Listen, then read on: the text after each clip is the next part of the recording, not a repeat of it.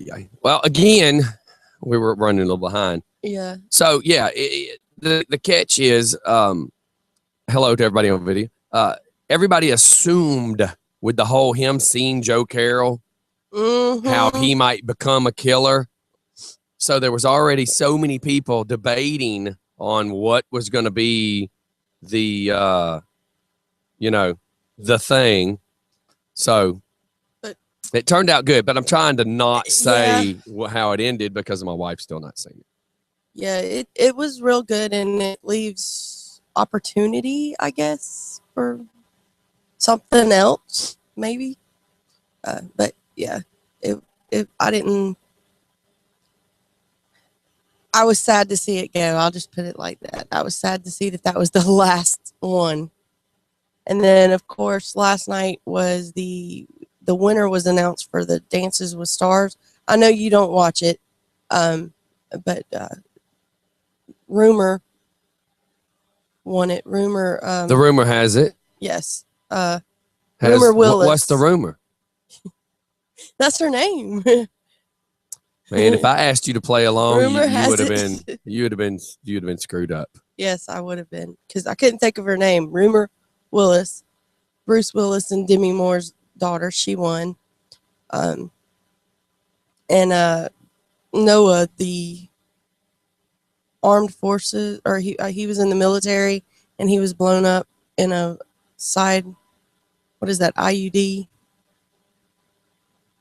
I don't know what it's called, but he was blown up when he was overseas, and he lost his left leg and his left arm, and he finished third. And he was awesome. Now, I was going to ask, because I don't watch it. Is he, don't send me hate mail, is he winning based on sympathy votes, or did he really do good?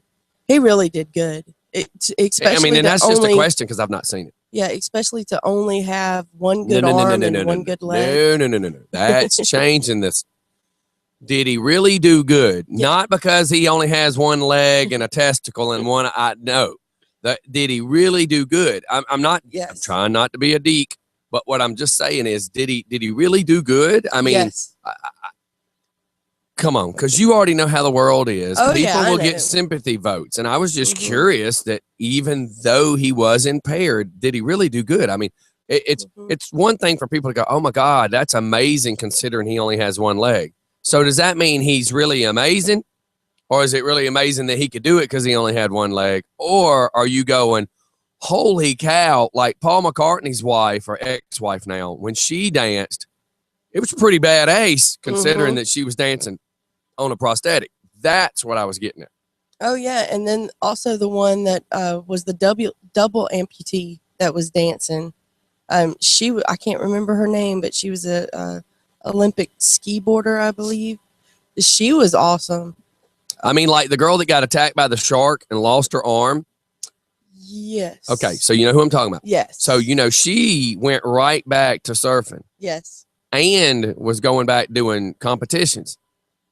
And they just posted this really cool picture of her about a week ago. She's pregnant and got the swelled up belly, holding her surfboard where she's still surfing. So not only her counterbalance has got to be just totally off, and her skills have got to be totally awesome if she's able to surf with one arm, because you use your arms to balance, right? Yeah. So she's surfing one arm. Her booty got a little juice to it because of being pregnant. And then she's got this thing called a baby on the front side. Her balance has got to be tremendous. Her skills to remain balanced, if you use it that way, because you're fighting Mother Nature, the current, the waves, yourself, it's just kind of cool. Here's a little. And I've seen Stephanie just try to walk up the steps drunk, and to know that the pregnant one-armed girl is surfing and Stephanie can't walk across the driveway. Yeah, this is a little piece of it. Yeah, and I'm not trying to be a butthole about this. It's just the way that people say things. That's pretty good considering he only has one leg. Well, no, that's not what I meant, Yeah, no, he did very good, but when we started watching it, because we started watching it from the beginning, and we said all along, Travis and I both did, that Rumor would get it because she was bad arse. But see, he's pretty good. Considering, see, now I'm doing the point I was making. Yeah. Oh yeah, and that's what we The talked thing about. is his movements are not very smooth, Right. but they can't be, Right. considering the leg situation. Mm-hmm. But see, look, He's in great shape, and he just did an arm press and had her above him. I mean, he's, and I'm not knocking him because God knows I can't do that. I can't do none of what he's doing. And to know he's made it through what he's made it through to be where he is absolutely 100% amazing. And I don't mean to take away from that at all. I was just kind of picking on Steph a little bit the way she said it, because so many people say things and you don't realize what you're saying. You don't realize that, we use words and twist words to hide other things as the problem. Yes. And good morning, Jacob. You're running a little late too this morning, I see. But yeah, it was a good show. Rumor was just she was very, very awesome. And Bruce, of course, he was in the audience, and he was crying, and it was cute. And that's pretty much all we did was watch that last night, because it was on from 9 to 11. And I'm getting sick. I can hear it more and more in my voice. But is the guest coming in today, the one that you were talking about? I don't even know what you're talking about. The attorney? No, I never heard back from him. Oh, well, shoot then. But I am. How about this? Uh-oh. My radar gun should be here today. Speaking of which, do you know how cool that's going to be? Because there's so many things we're going to radar. First, is your husband listening? I don't know. If you are, let us know, okay. Travis. I don't know if Joe Leaper's listening. I hope all my buddies are listening, because here's what I know. Some of the first things are going to get radared. First, we're going to radar all these dum-dums shooting down my road. Mm-hmm. That's a must. Oh yeah, that's a given. But then I'm going to have my radar gun. I'm going to have it hooked to a 12-volt battery, and I'm going to radar Travis in Walmart pushing you in a buggy, and we're going to see how fast he can get from the front of the store to the back of the store. So I'm going to be like in the sport. So we're going to be on that end. Yes, Snow's like, I'm listening. See, he'll be in this too. We're going to radar and do speed check to see how fast Travis can run from cosmetics to home apparel in the Walmart of Conyers.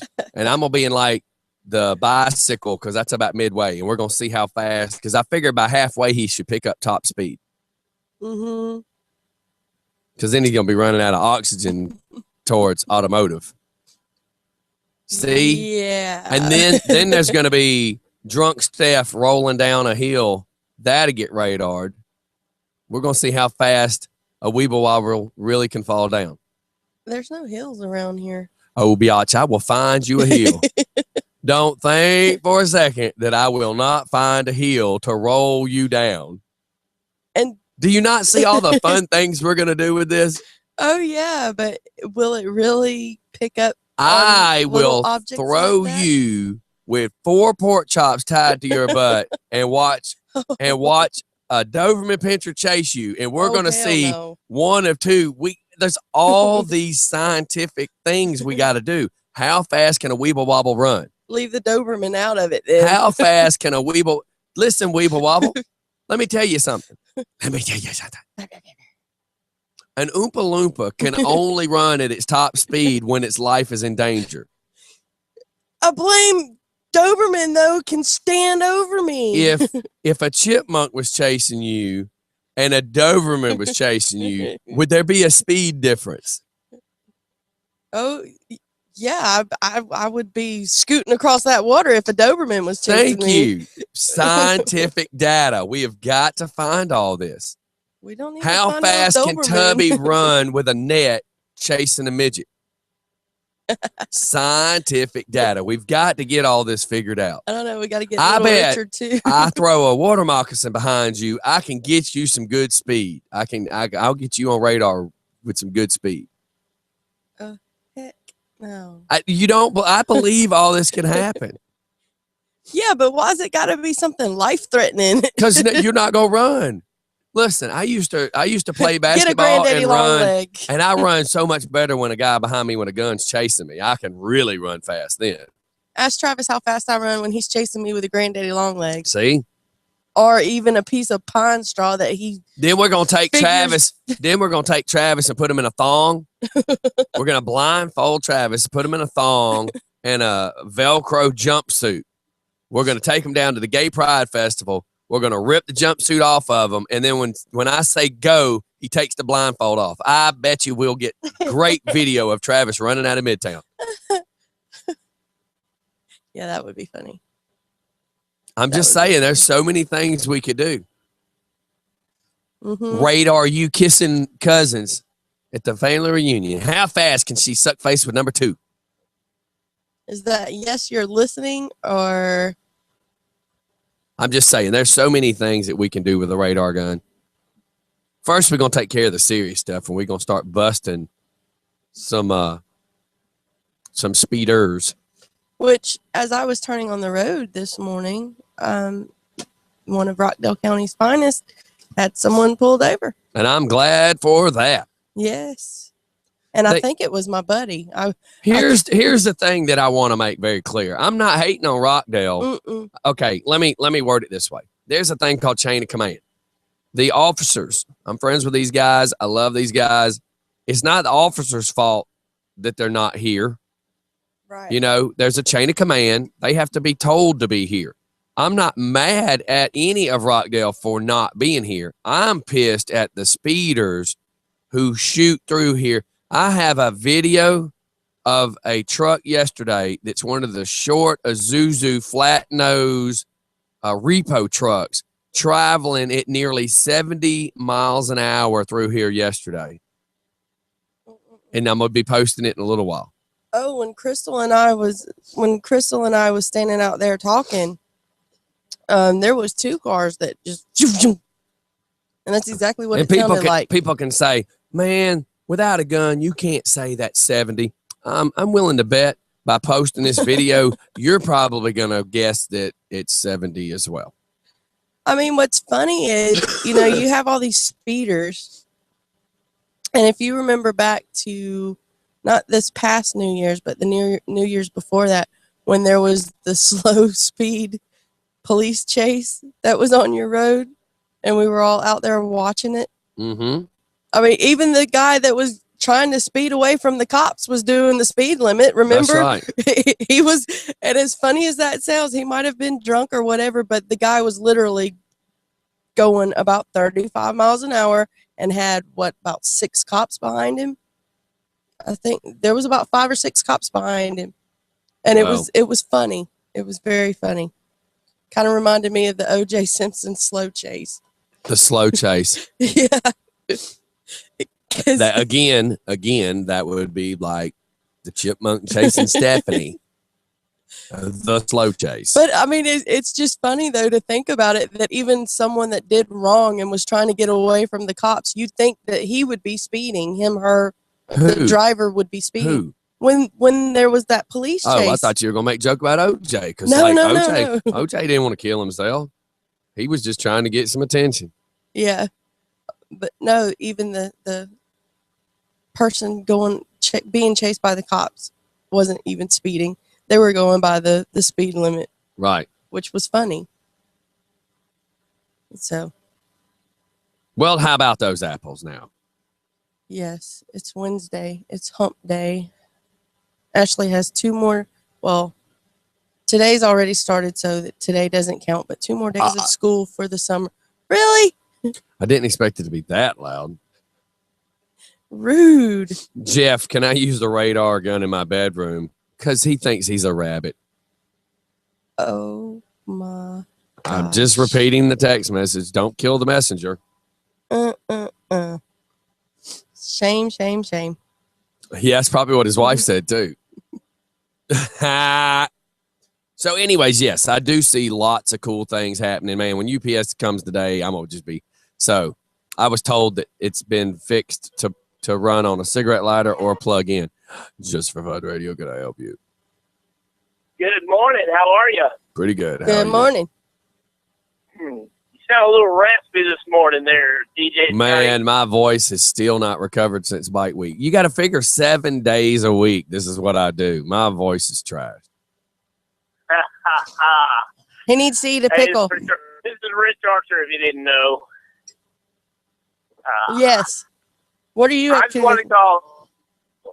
Well, I want to call and tell you that I was on the road all day yesterday, but I certainly tuned in, and I want to congratulate you guys on enlightening the listeners on what's actually going on and with your guests from the NAACP.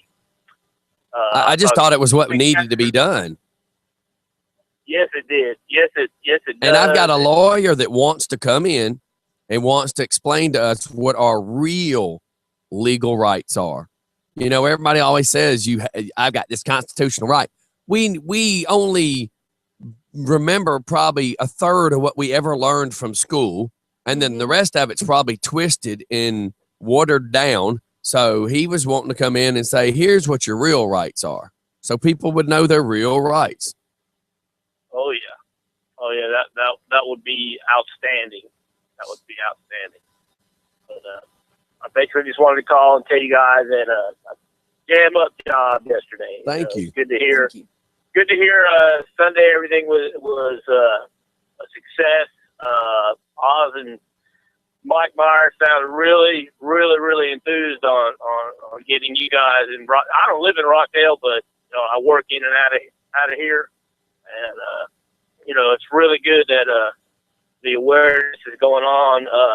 The awareness with the speeders down your road, which is totally uncalled for, especially you got two school zones there. I just don't figure. That still baffles me on how. I mean, that could even happen. Yeah. But it's crazy to watch it and to watch it right before your eyes, seeing people fly up and down the road with no, they could care less. They could care less if there's kids out there or not.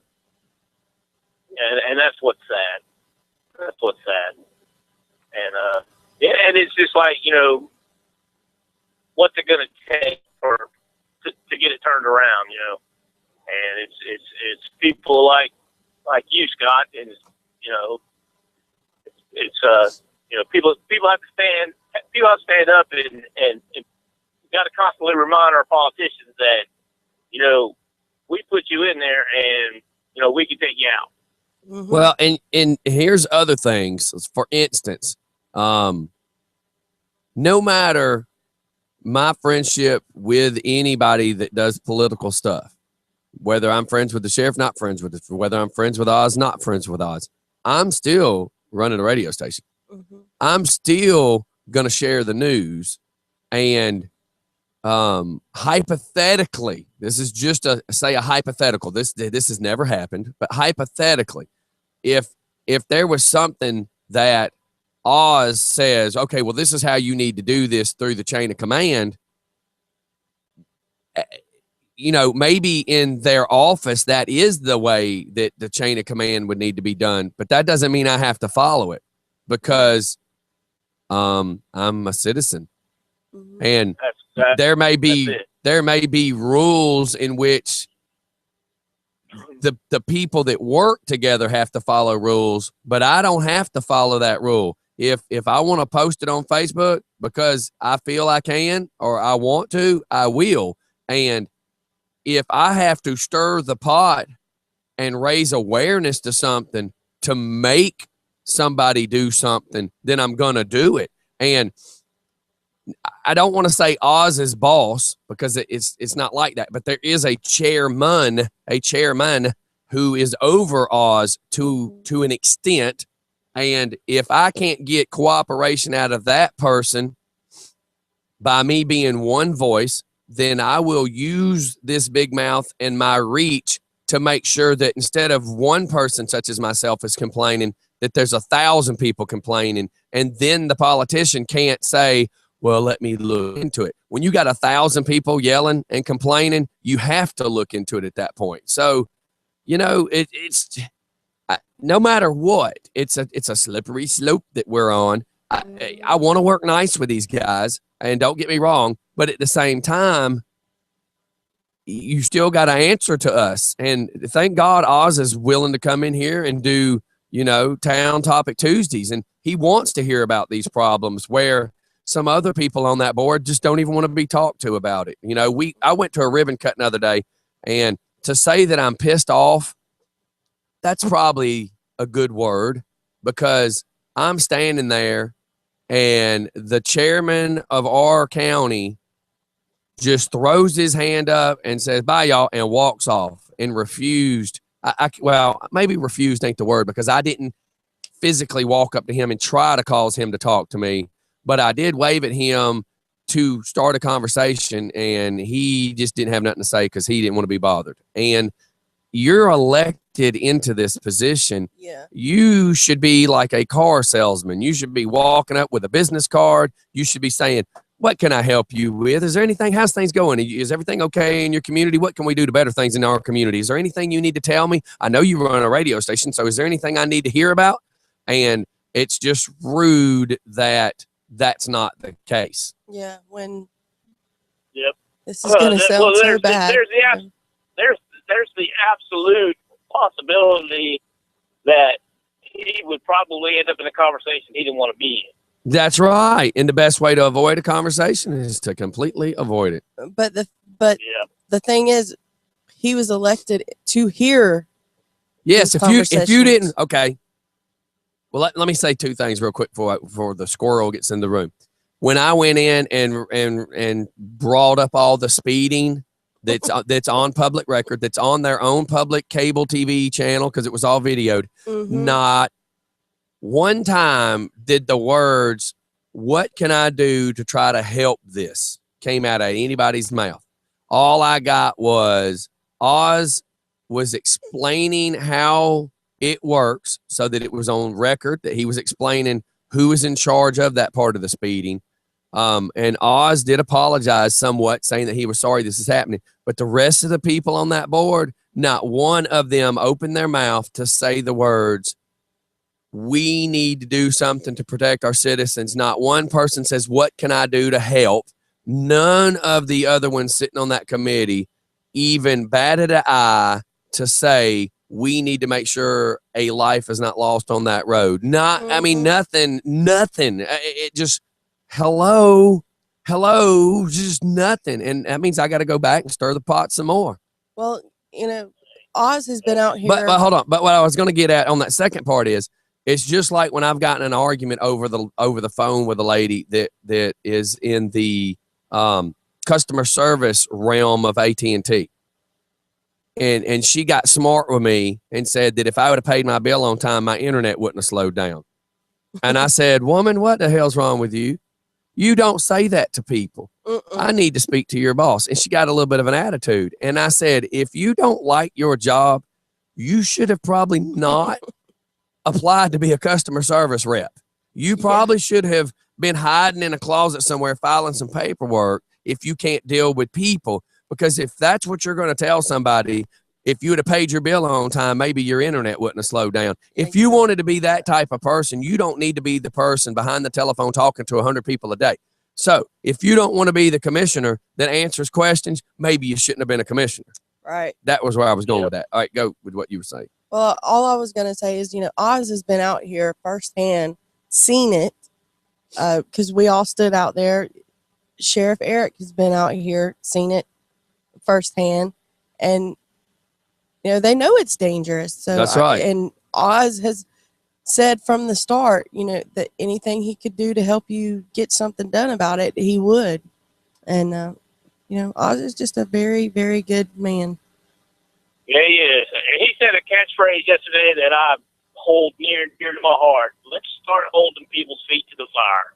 That's Yep. right. You Yep. have to hang somebody over the fire a little bit if you expect them to answer questions, apparently, because I'm telling you, we had a chance to really mend some problems with the speeding around here. And the fact that nobody offered to stop it or solve it is the problem. And then at the end of the meeting, I get called to the principal's office in front of witnesses. There's a couple of cops watched it. One of my guys with GeorgiaCare.org watched it. There were several people that watched him call me to the principal's office, and he basically told me, you know, what you did just wasted your time. And I was like, excuse me? He says, we have no control over the speed. I said, yeah, but aren't you my commissioner? If I have a problem, aren't I supposed to come here? I mean, Yeah. I thought that's what I was supposed to do, was come here and explain to you my problem.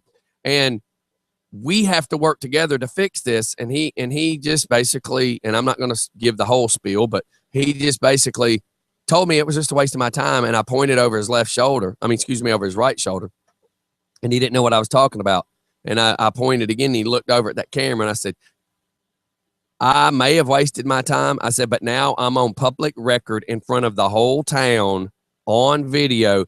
And I pointed to each one of you sitting on this board, and I looked each one of you directly in your eyes, and I used the words, I beg you as my commissioners to help me. I beg you, I beg you, I beg you. And I pointed to each one of them, and I said, I begged y'all to help me before another life is lost on Underwood.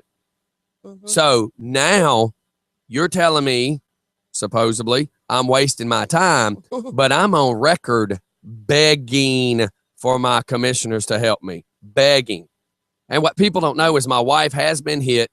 Some people know this. She's been hit pulling in the driveway. A young man was running well over 65, T-boned her and totaled her car. Well, Yes. years before that, my neighbor 2 doors down was pulling in her driveway. The same thing happened, and she had a miscarriage and lost her child. So Mhm. let's look at what the law states. Was that technically a death because the baby hadn't been born yet? Well, let's just say it had a heartbeat. And if it had a heartbeat, that means it was alive. Yep. Feticide. All right, Rich, let me Yep. catch this next call, brother. All right, man. All Y'all right. have a good show. All right, thanks for calling in. All right, bye-bye. Rich. No problem. All right, we're on a heated conversation. There's no telling who's calling. Just for fun. Just for fun radio. Happy hump day morning to What's y'all. happening, sir? It's Not just too Jeff. much, not too much. Okay. You still got Rich on the phone? No, I just hung up with him. It's hard trying to merge some of the calls sometimes because I end up hanging up on somebody. So I didn't want to. No, I got it. I Accidentally. didn't know if he was still on. I was going to say good morning to him. I know he's listening. Good morning, Rich. No, but it's like you said. I mean, you're in Rockdale County. These are people that were voted in office by the citizens, and you'd think they'd want to listen to them to keep their position in office. So that's insane. I mean, I saw the video that you posted, dude. You were dead on point with everything you said. That's right. And it's insane that they don't want to help. And it's a simple solution. You've been to Brad's house, right? Yes. You and I stopped by there that one time. His road is a cut through between two main roads. And it's Exactly. Not even Exactly like mine. It's not even. Not even as quarter of a long. mile Right. long. Right. There's maybe 12 to 15 houses on that street on both sides combined. And they've got 5 speed control homes on that road. On that short of a road, there's no school zones, no nothing near there. And they were able to put speed humps there. So I don't see why they shouldn't be able to do that on your street. Because they claim it's a main street for whatever reason. It's actually a cut-through street. Yeah, I mean, it's a simple solution. I mean, just put the speed humps there. It may not slow them down completely. I've seen people hit them doing 50, but Right. they Well- want to tear up the car, let them tear up the car. And But it'll slow them down some. I don't want to totally sound like I'm biatching and complaining. They're on our roads running radar. Yeah. But like this morning, one of the spots that they're parked to do radar, there's no sidewalks, then nobody walks. It's like the very rural end of the road near the four-way stop sign, and there's a pond on one side of the street and trees on the other side of the street. Yeah, the only thing that makes you slow down is the geese is crossing the road. So the point is the speedway between the two schools, where the sidewalk is, where the driveways pull, you know, where people pull in and out of the driveways, that's the crazy part. Mm-hmm. Down at the lake, the only thing you're protecting is a couple of geese. And I'm, again, not trying to be stupid. It's just we need you on this straightaway where they punch it. Mm-hmm. You know, that's the part. That's where we need the cops, and we need the signs, and we need the flashing lights. Because if they're sitting there with a radar at a stop sign where people are just turning or whatever, they're not going to be speeding. Well, what they're doing is when you turn from the stop sign, when you turn, the pond's on the right, and there is a straightaway, and then there's a little bit of a dip where it goes down and curves to the left. Well, when that dip happens, they're waiting on you. But again, there's nothing on the left side and nothing on the right side, and you are picking up speed. Don't get me wrong. And you are speeding there. It just seems the major traffic of speeding is the long straightaway where there's driveway after driveway after driveway, and the kids are walking on the sidewalk.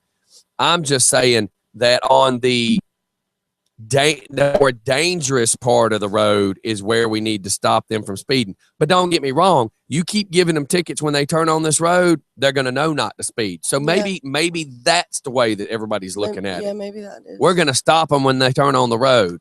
Maybe that's the way. And see, even if this... But I just love the fact they're there. Don't get me wrong. Oh, though. yeah. Yeah, I mean, it's a lot of its presence is like there's one spot coming down Killian Hill from my house right before you hit 29. It's kind of a sharp curve, and there's a church that sits right there. And on a regular basis, there's a Lilburn police sitting there with this radar on in the church parking lot waiting on people coming around that corner, because the speed limit goes from 45 to 35 till you hit 29, then it jumps back up to 45. Right. Most people never let their foot off the gas. They're scooting through here doing 45 and 50. And see, here's our problem. When they turn on this four-way and start down this road, you've got a football field's length of straightaway. Mm-hmm. Then it takes a little dip down and curves to the left, and you can see by the oil mark on the road, when they hit it, if you got a drippy oil, anything on your vehicle, it's making your car bounce enough that the oil drops because there's huge black stains on the road. So you know they're hitting it fast. But the problem is anybody that is hauling on that road slows down, A, because they know the hump's coming, B, they know the left curve's coming, and they also know they're coming up to the top of a hill where the school flashing light starts. So they may slow down a little bit. But after they pass that school, it's a nice, flat, 1,000 feet straightaway, and they nail it. And then coming from the other way, the same thing. You pass a school, you pass the curve. As soon as you come out of that curve, they punch it. It's like a little mini drag strip. One of my buddies that drag races cars says, "Hey, I found my new 8-mile track." Yeah, I saw that. Yeah, I saw your post of that white truck, like construction truck that went flying through there yesterday morning. Oh, God, yeah. Post this before even 7, and dude, that guy was scooting through there. That's right.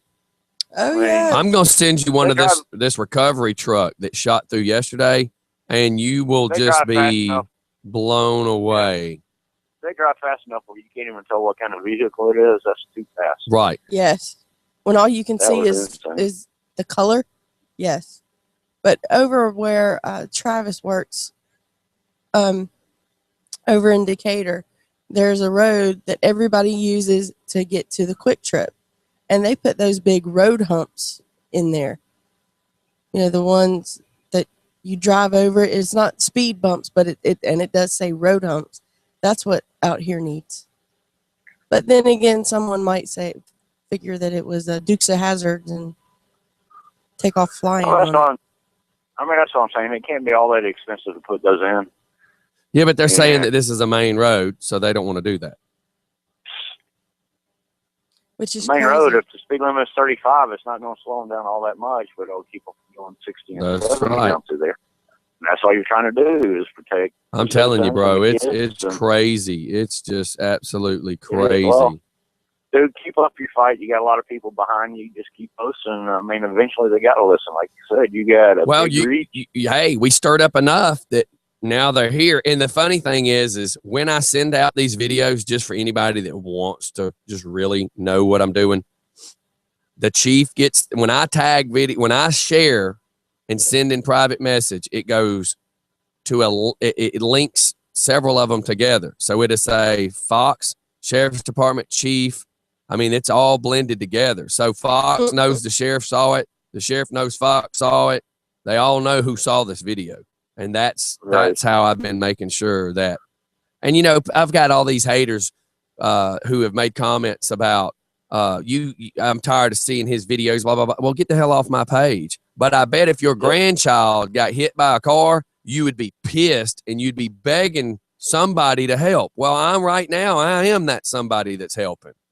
So it's just slightly aggravating to know that you'll have somebody trying to hate on you for just simply trying to do the right thing. Exactly. Look like a nice water park there, dude. Yeah, I can't wait to go. It's going to be kind of cool. It's going to be I kind saw of your cool. post on it. I was like, oh man, that would be cool. Go out there and hang out. That's right. So I'm Good deal, excited. good deal. We'll see what happens. It's just kind of cool, man, to know that that we have it. It's just neat to know that it's ours. It's free for the using. You know, it's just kind of cool. It's on a 30-second. I think, excuse me, not 30 seconds, because I know I said it the other day. I said 30 minutes on the video. It's got a 30-gallon reservoir, if you call it that. So when you push the button, it only allows it to do 30 gallons of water, which is about a minute. And then you walk back over, push the button again. But the kids were having a blast on it. Yeah, it looked like it. That'd be pretty cool. Maybe get out there and visit and we can go hang out. That's right, man. That's right.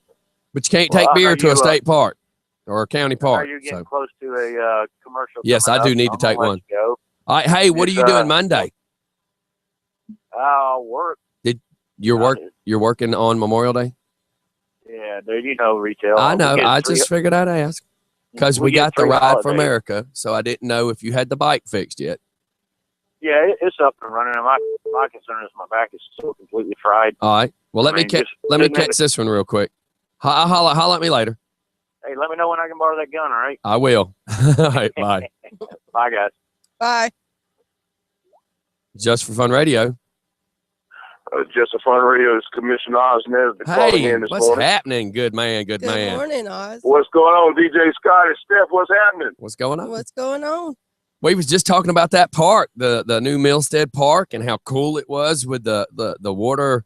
I don't know what I would really call it. It's not really a water park, but it's not really just a water fountain. But it's just kind of cool that the kids It's a splash pad. a splash Splash pad. pad. There you go. And the kids can That's run what in it is. it? Stephanie's got one of those, but it's called a bib. She wears it after she eats at Longhorns. Well, she's not alone because I used to have one of those. It's something about eating cereal. You know, after you eat all the cereal out of the bowl, you then have a little bit of that milk right there on the tip of your chin. That's right. Mm-hmm. Yeah, it was a first encounter with a splash pad. That's right. And then my top stomach area as a catch-all, so I can find whatever's left of the Cheerios right there. Yeah, I'm trying to work on mine. I Yeah, must me say, too. absolutely. Wonderful park over at Millstead Park. If you know the history about the Millstead community, organized in 1902, this place has a lot of rich history, a lot of legacy for the natives of the folks here in Rockdale County and Conyers. A lot of great people came out of Millstead and contributed to the community here. And that park, you know, came about because there was a pool that was built there in 1932 that the county actually ended up owning. And we could not, it was going to cost us more money to refurbish and repair the pool than it would to do the splash pad, and it created a whole new look out there. So I'm really proud of what we've been able to do. There was a lot of emotions tied to that pool and that area, And I can understand, you know, a lot of sentimental value. A lot of people grew up playing in that park or swimming in that pool that was originally there, and they had mixed emotions about us tearing it down. But in the long term, things have really worked out because people are really proud. We had a good turnout the other day. DJ Scotty, you was there, and along with several other people in the community, and a lot of folks, again, who actually swam in the pool and grew up at the old Millstead Park area was there to see the ribbon cutting. So I think it's a good thing for the community, no doubt. Definitely, definitely. I was just tickled, man. It's just such a great setup, and I think that's the really big thing is it's now there for the community. We are able to go use it. We're able to do what we want to do with it, and that's the really cool part of it. Is I mean, come on, it gives us something to do with the kids. Mm-hmm. It gives you more things to do, more options to do in the county with the kids. But let me just say this. It is a Rockdale County-owned park. It's pretty much concentrated, let me be honest with you and say, for the Millstead area, it's more of a community park, a Millstead community park. It's not such a big place like Pine Log, where we were on Sunday. It's not one of those places that people should travel all the way over just to be a part of it. We won't frown upon you if you decide to do that, but really and truly, it's a small community park, primarily to enhance the Millstead community, if you kind of get what I'm saying. Yeah. And you know what happened, and this is just because this is how the world kind of is. A lot of people are going to go out there, and it's probably going to get overused at first, just like anything. And then a few weeks into it, it'll become more naturally used, and then everybody will just kind of enjoy it. I mean, it's kind of cool. It's, you know. It's the hottest thing right now. I mean, that's right. It's the only water splash park in Rockdale County. That's right. It's the only place out there. And what we're hoping and praying that people will continue to keep the place clean and beautiful, and take care of the playground equipment, and really respect it and appreciate it. But more importantly, respect it for the people of Millstead community, because let's just say what it is. It's a county park, but it's their park. That's right. And we're going to do some other things down the road in some other areas. We're getting ready to put up 3 really nice pavilions over in Johnson Park. One where people can go and book and reserve, a really nice large one, and then 2 medium-sized ones that will be there on a first-come, first-served basis. So I'm really proud as one of your commissioners of some of the improvements that we as a board of commissioners are making. And I said it that way, DJ Scotty and Stephanie, because no one commissioner, not me, not the other 2 commissioners, can take single credit for what we've done over at Millstead Park and what we're getting ready to do over at Johnson Park and throughout some of the other areas of Rockdale County. We've done this collectively as a board, and I just want to make sure that no one gets things twisted and watch how people try to take individual credit for some of the new amenities that we're bringing into the county. It's a board of commissioners decisions collectively, not Nesbitt, not Odin, not Williams, but the board of commissioners on behalf of the people of Rockdale County. I just wanted to put emphasis on that because oftentimes people try to individualize things, Stephanie, and they'll try to take credit for something on their own. Are you trying to insinuate I would do that? Is that what you're doing, Oz? I'm just saying. That is He's awesome. calling you out. I just love how he said that. Right, Stephanie? So listen, what was and I feel so bad. I'm fixing to say this because I haven't got to meet her and officially talk to her. What is the new chair lady's name? The new commissioner's name. I'm sorry. Dr. Doreen Williams. That's right, Miss Williams. Doreen Williams. Doreen Williams. She's a retired educator. She was a classroom teacher for a number of years, and she has a PhD in education. She has been a part of the community for quite some time. She lives in the Old Town area of Rockdale County of Conyers, and she's a really nice lady. She's nice. She brings a different perspective to the county. She's learning her way around and she's trying to become a people person, like getting out, trying to meet and greet different people. But again, she's just getting started, and I encourage you and many other people to get to her, go introduce Well, hook you, me, her up, hook us up and let's go do a lunch or something. You know, yesterday, I know you were busy in a meeting. That's why I was telling you to call me, is I went and had a little meeting. It went from an hour to about 4 hours. That's how little of a meeting it was. Great people. That was a little meeting. I must say that was a little teeny tiny meeting. That's right. And it was about the Art Council.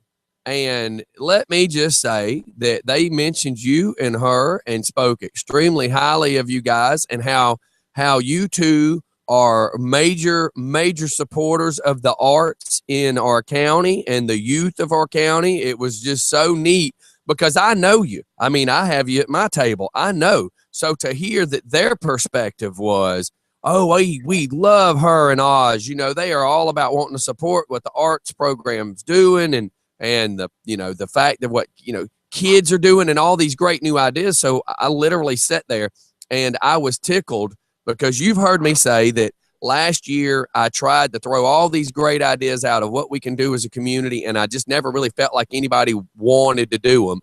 And every idea I threw out yesterday, they were on it. They were on it. We're going to start doing, maybe, get this, I'm aiming to do this. Let me word it that way. Once a month, we're going to do a live broadcast on a Friday in the theater, to where the doors are in Old Town Conyers will be open and anybody can just walk up, come in, and be part of the live show. Now, how cool is that going to be? That's pretty cool. That is cool as a cucumber. I must say, and I tell you, when you talk about Dottie Ballas and you talk about Shelley Siebert, these are two wonderful people who know the history of Rockdale. They know Conyers, they know the community, and they're passionate when it comes to arts and drama and entertainment here in this community. And let me tell you something. I 100% support the arts, and I know that there's a lot of talent in our community, especially among our young people. And when we expose the secret of the Paula Bond Black Box Theater, and if you've not had an opportunity to go over and tour and take a look at the Paula Bond Black Box Theater right there in the heart of Old Town, I'm telling you, you're in for a treat. It's a wonderful place, and the Arts Council, they got it going on, and I'm going to support them 100% as we continue to move forward and do some bigger and better things down the road here in Conyers and Rockdale County. I'm telling you, I'm excited about the possibilities that teaming up with the right people, and you know I say it all the time, yes, sir, teamwork makes the dream work. That's right. And you know, it was really impressive. I feel so excited, like 10 things I want to tell you since yesterday. And it's good that I'm able to tell you while we're live, because that means everybody's listening as well. So the really cool thing is it was nice that Shelley said, I believe arts is more than just a couple of plays. I believe art is paintings. I believe art is music. And I looked at her and I said, oh my God, finally somebody that's going to listen to me. And I said, there is no reason that we shouldn't be in there doing silly Saturday Night Live type skits. There is no reason we shouldn't have improv. There is no reason we shouldn't have comedy shows in there. There is no reason. And when I say this, I don't mean bring in a bunch of people from all over different towns. I'm talking, we've got this in our own community. And why are they not here in our own community doing these things? You know, she mentioned that we could do little music type festivals of all local talent at the pavilion. She said, Scotty, anytime you want to get this pavilion and we want to do something, reach out to me and let's work it out. I'm just like, holy cow, where does this person come from? Yeah. Because last year I begged for this person, and now look, I have this person. And the thing that I'm going to continue to say to you, DJ Scotty, especially while we're live on the air, and I always talk about, you certainly can't drive a car looking out at your rearview mirror. The rearview mirror is there for you to glance and see what's behind you, but you got to keep your eyes focused forward and what's ahead of you. And the fact that we didn't have all the support and an endorsement that we needed yesterday, the hell with yesterday. Yesterday's gone. Let's focus on today. That's right. Let's look forward to tomorrow. So you got it now. And I want to say to you again, while I got you live on the air, I want your listeners to hear this too. This is not just a DJ Scotty thing or just a fun thing. This is a people thing. People out there today is Wednesday morning, and we call it Hump Day Wednesday. And this is your Commissioner Oz Henston. I want to say to all of you all, set your own stage. Create your own stage. It's nice to get an invitation to someone else's party. I love to go into other people's party, but I love to host and throw my own party. Set your own stage. Be creative. If you're thinking about it, do it. If you're thinking about it, do it. If you're pregnant with the ideal, birth the ideal. Release it. Have the baby. Go forward. Do it. I'm telling you, if you have a wonderful idea, stop waiting on other people to validate you and your ideas. Go ahead and make it happen. Bring it into life. There is no other better time to do something right now than right now during the spring and summer months. Children, families, people are looking for outdoor events, good events. And, you know, we've not had a long history of having a lot of stuff here in Conyers and Rockdale, but I believe the season is changing. I believe there's a shift in the atmosphere and things are opening up, as you just articulated there, DJ Scotty, that people are coming together, whereas they haven't in the past. They're coming together now because they see the window of opportunity. And I'm saying opportunity is passing your way. Don't let it pass you by. Take advantage of it. Create your own stage. Do it today. Yes, sir. Yes, sir. All right, man. Well, I appreciate you calling in. We're fixing to go to a commercial, but that was perfect timing. I mean, you literally must have heard the whispering in the wind because we were just talking about we had talked about the chairman. We were talking about the speed, and it's just kind of cool. It just proves that you are a listener of Just for Fun Radio, and you put the toothbrush down or whatever you were doing, and like, okay, I got to hurry up because I got to make that call. So that was perfect time. Well, I was listening earlier, but when you start talking about the chairman, my radio started fuzzing and buzzing, and somehow it blacked out or went out, and I didn't hear anything else until I decided to call in. So I don't know. You need to check some of your technology. I don't know what it is, or perhaps it was a conversation about the person you were talking about. It may have just been that black cloud. That. What I'm talking about. All right, brother. I love you. I appreciate you calling in. All right, man. Y'all take care. See you later. Bye, Oz. Bye. That was so awesome. That is so awesome. That is so awesome to just get a random phone call from Oz. It just goes to show that there's more people listening to Just for Fun Radio than you would have ever thought about, because my wife always tells me, you better be careful what you say because you never know who's listening. And we know some of the police officers that we talk about the speeding. They've already stood in the driveway and said, dude, you're crazy as all get out. We hear you talking about us all the time. But I love you guys. I appreciate you guys. Constructive criticism is all I would ever say.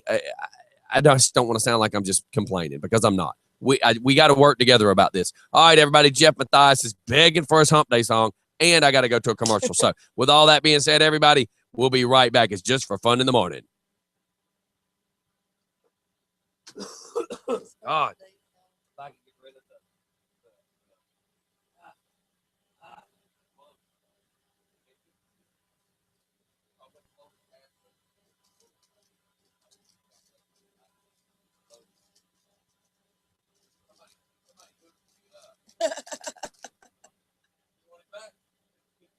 Oh, you know that was all.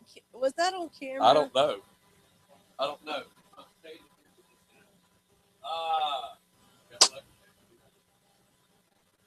They might have saw a piece of it. Man, what a day. You can tell my voice is still 7 days a week. I don't know that I'm going to be able to stop talking to me. I brought my new Behringer to the couch this morning. Started to break it down here and look it up, but it's like I wait till the last minute to do some of these things. I tell you one thing that it's just an observation. I really complain. The one thing I didn't really like is the fact that you can't see the iPad on a bright sunny day. I wish there was a way to, like I've got a map program that I hook to the computer that does maps when I drive, and it has a daytime and a nighttime. So when it's nighttime, it flips to a black screen and the roads are in white, but when it's daytime, it's a white background and the roads are in blue. I wish there was that one change of the app. What does it do? I may have to try to figure it out, because all I know is it was black and we were having to stand with the sun this way and try to push it. It's learning curves. It's not that it was a complaint. It needs an umbrella. I might have to walk. It needs an umbrella. I'll have to walk around with an umbrella. That'd be like Steph. She'd be my Oompa Loompa, and I'd be Willy Wonka. She'd be walking next to me holding my umbrella. talking about getting my radar gun that comes in the mail today. And I told her that I want a radar inside Walmart. Did you hear the show this morning? Yeah. I just think that if we tie some pork chops around it, she'd run a whole lot faster with a dog face. Yeah, especially if it's a damn Doberman. I just think that. The blame, If it's a skinny dog, the blame Doberman that's in my backyard that belongs to the people behind us. Did you see that? Did you see any cops out there still?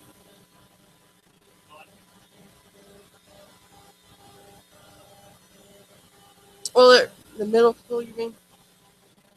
Is that way? So that Salem is the high school over here. Memorial Middle. Now up here,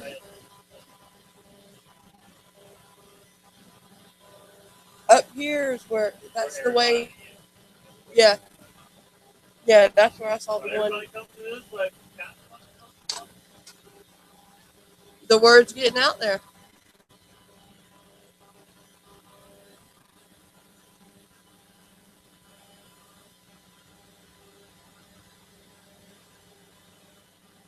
Okay.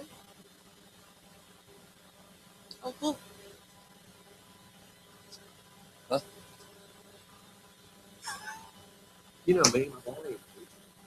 So, Do we have any guests lined up for tomorrow? no, tomorrow's Thursday.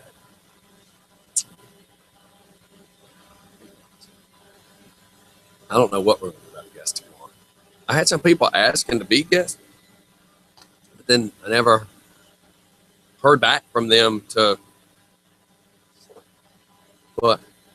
You like that? They broke. But, I mean, they still work. It just sucks. Look at that pair.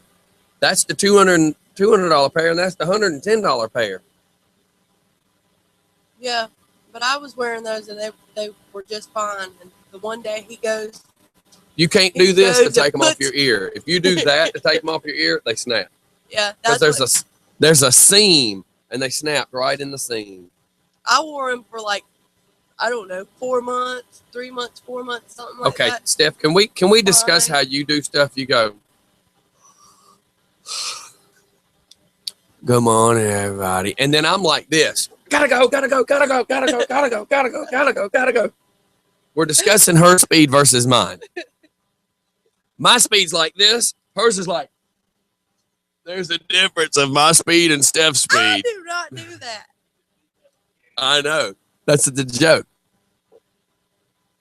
No respect. No respect. So you're on the way to that church. And I didn't know that was the one that burned down, by the way.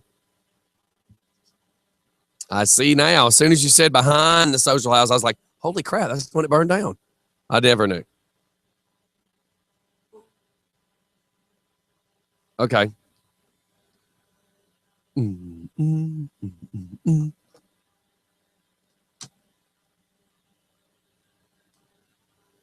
That was like the extended version of that song. It was taking forever. Yeah, it was.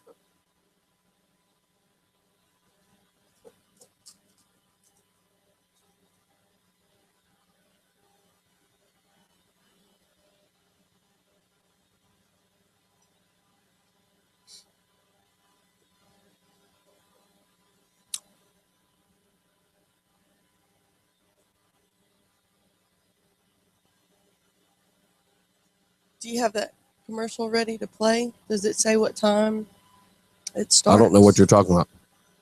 The Memorial Day commercial. Hopefully it plays next. Because I need to see what it sounds like.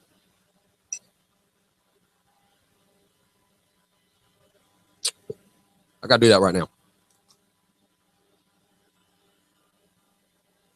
Anybody watching YouTube, I'm sorry. Y'all get stuck with all the behind the scenes stupid stuff.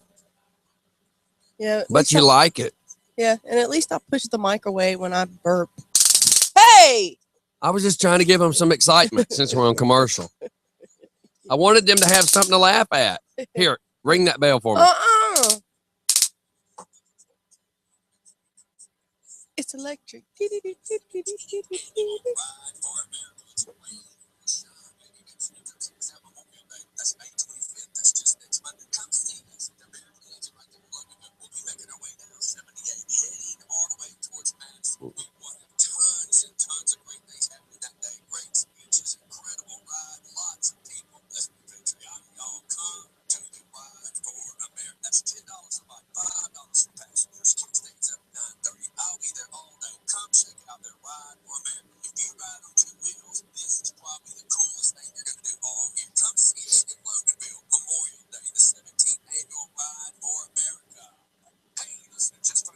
Cool. That worked out good. Mm-hmm.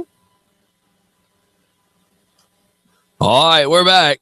And I was having to check out the sound quality of the Ride for America little commercial I made this morning. I know with my semi-trashed laryngitis voice that it's been kind of hard lately. So Yes. Billy is in the house. You gonna come wave on camera? They can't see you.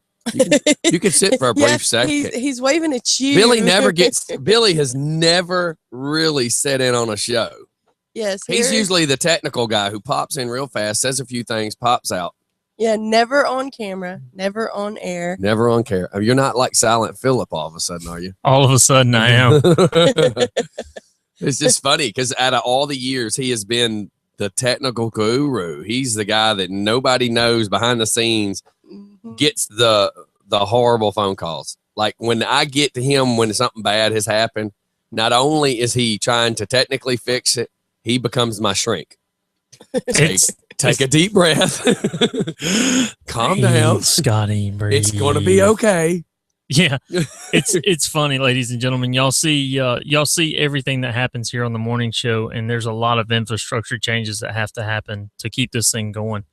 And you know, it's one of those things that people don't see. But yeah, I'm like his shrink, his mentor, his technical guy. The guy that sits in the, if I go to confession, he's the guy that sits on the other side of Yeah. the little the drapery. Yeah, I'm his priest. He's the guy that has set through all the stuff with the Mac that I still don't use yet. But every day he's like, okay, have you sat down and done this, this, and this? No. Well, then how are you going to use it? I know, Billy. I just haven't had time. And I handed Billy the Mac on December 14th. I bought it. Handed it to him, the 15th or the 16th. Yep. I get it back like a month later. He's done all the technical stuff to it. Then we sit on like the month of January, we sit with him at his house and we're team viewers setting it up. And then a month and a half ago, he comes over, spends the day. We go ahead and finish doing some more stuff. And I still haven't done it. Well, you know, at the end of the day, I understand you're a busy man, man. As much charity work as you do, as much as everything that goes on with the radio station and everything, I can understand that, you know. Yeah. I get it. You know, I run a business myself, and doing the audio side of this and being able to, I guess for the most part, help you out and help your charitable causes. And for me, that's kind of just part of what I do. You know, but you just did it last week too. Yeah, I was 4 days in a row this morning getting sleep. Yeah, well, you know what? What were you doing? I had there was an event over at Fusions over in Monroe. I do very, very well connected within the dog community, and I help out this charitable cause called the Rescue Ranch. They're out of Rutledge, right down there off of Dixie Highway in Rutledge. Anyways, they had a concert benefit, and we actually raised 4 times more money than any of the other events that they've ever had. So it's been one of the most, one of the biggest events out there. That band I videoed that you kind of go, remember the video where I posted and everybody goes, where's Scotty at and why didn't I get the invite? That was Billy's event. Yeah, well, you know, that band was bad to the bone too. The whole day. I mean, we had a lot of positive reviews about the whole thing. You know, it was a lot of infrastructure that we had to set in place in 4, 5, 6, 7 days of setting things up. But you know what? At the end of the day, we raised a bunch of money for some dogs. The ladies that run the rescue are very happy with what's happening. So, you know, the Barbecue Blues, the Boston Barbecue Blues Festival will happen again next year. And I think as we continue to grow, we're going to grow with Fusions, and they're going to be a really good venue for what we're doing. So, you know, I look forward to it next year. but I will make sure that Just for Fun Radio has a I need to advertise. has all the information for it for y'all guys to. Yeah, 'cause I just felt to bad come for a out. second because I'm like, oh crap, we didn't advertise that for him at all. Yeah, Well- we didn't even know anything about it. Well, somebody knew something about it. Somebody knew, but I just see that's why she now has kind of become the second, and she's supposed to be keeping up with all these things. But but you didn't know about this No. one, so you can't take any heat for that one. Well, next time we'll just put it on the calendar and you can Yes. check it out on the website. I need to go ahead and just give you the information so you can just type stuff in my calendar. There we go. Yeah. I'll start messing Wait a with minute, it. you're the guy that made the calendar. What am I Yeah. saying? You It's have the funny. information. It's funny. I think I do still have the information. So. Yeah, Billy's the one that said, "Hey, I put a calendar on your website." Thank right, you. right. So, but yeah, I mean, I just do what I do, and as much as I help out as Just for Fun Radio, there's also my business that does. Yes, I was going to say plug the Yeah, business that's- because there you're actually here on your way to your business. Yeah. So I've got I do technical consulting for audio, video, and data infrastructure. The name of the company is Elite Audio Productions. We actually specialize in audio and video. So cameras, video integration for like Just for Fun Radio, the YouTube page. We do closed circuit TV cameras. We do Mac and PC repairs. We do database infrastructure for businesses is a big part of what we do. Emory's one of our big clients. PNC Bank is one of our big clients. I do installations on churches. So between what we do as far as infrastructure for folks, it really is a big part of what we do with technology. So, and the biggest part is not everybody understands that, I gave my mother-in-law a remote control for her birthday, and it was one of those fancy remote controls, and it took her 2 months to program it. Jeez. Well, so But some people, exactly. You know? And that's what we're here for. and I that's mean, not some people in a bad way. I just meant some people get it and some people don't. yeah, exactly. And technology can be very intimidating. Well, if you how many don't times have understand we it. argued? Yeah. Billy has said you need to buy this board, and this has happened. I bought this board, and in Billy's mind, it works simple. Out of all the things he's used, this board was simple to Billy, and I'm looking at him going, "Oh my God, this is killing me, dude. I don't know what I'm doing." And Yeah, and you ended up taking the board back. I I ended think. up taking it back Yep. because it's just Yep. I could not. It was too many bells and whistles. I needed simple. It was too fancy. It was too It was fancy too for me. fancy. and that's what we To help. dumb it down, Steph, it was too fancy for me. So what we did find out though with the issues that you were having is we found a solution for you that allowed you to do what you needed to That's do. right. And that's the biggest thing is solving problems for. Well, Billy's like my doctor. Billy says, Poor "What's Billy. Billy goes, what's your ache?" And I go, "Here's what I need." And I have to tell him what I'm trying to do. And then he listens to it and he has to translate the garble of what I just said with me not really knowing. I'm having a vision of what I want. So Billy's like listening and he goes, "I got something for that." Yeah, and his herpes. Oh. But no, and then he'll go, "Okay, you need this compressor, you need this microphone." When we discussed trying to get pure sound from the radio microphone sound that goes into Sam's for you to hear on your app, I said, "I need video sounding that good." And he's like, "Okay." And he closes his eyes almost. He visualizes what we have and says, "Okay, I'll pull this wire for you. You need to come pick up this wire. You need to do this." And then that's how we make it work. But he has to listen to me, the non-educated person, say, "Here's what I think I want to do. Now tell me how to do it." It's funny because that's like 98% of my other clientele. Yes. When we do, But he solves your problems. yeah, and when we do architectural drawings, and I had a church that just made some changes that were not expected. That's going to change their whole direction of what the church does. When we do all of that, I mean, it's really some of that stuff's on the go. You have to be flexible in business to be able to build that next dream for somebody. Yeah. And when you have issues like the technology stuff and you don't totally understand it, we help walk you through those whole processes. So that's one of the biggest things that I say is we're technology driven for the creative mind, so they don't have to worry about their business. They can worry more about running their business than their business running them. Right. And because we haven't talked, and I know you're in a hurry because you have somewhere you got to be this morning. As of yesterday, you know how I do my live stream in the mornings for this show? Right. Of course, I want to take this a bigger as far as having different cameras and stuff. So in your mind, we're gonna have to figure out how to get me other cameras in here and things of that nature, and it not cost me $7,000. And where they're not fighting each other. Ladies and gentlemen, Just for Fun Radio is also looking for other sponsors. Yes, other sponsors, ladies but and gentlemen. With this being said, does anybody remember the TV show PM Magazine? Do you remember that as a kid? I do. Okay, so I had pitched to the county about doing a show about what's happening in Conyers or what's happening in Rockdale. Right. It would be on their channel, their cable channel. So that's why it was going to be what's happening in Rockdale, because it would be their channel, and it would have been what happened last week, what's happening this week, what's happening next week.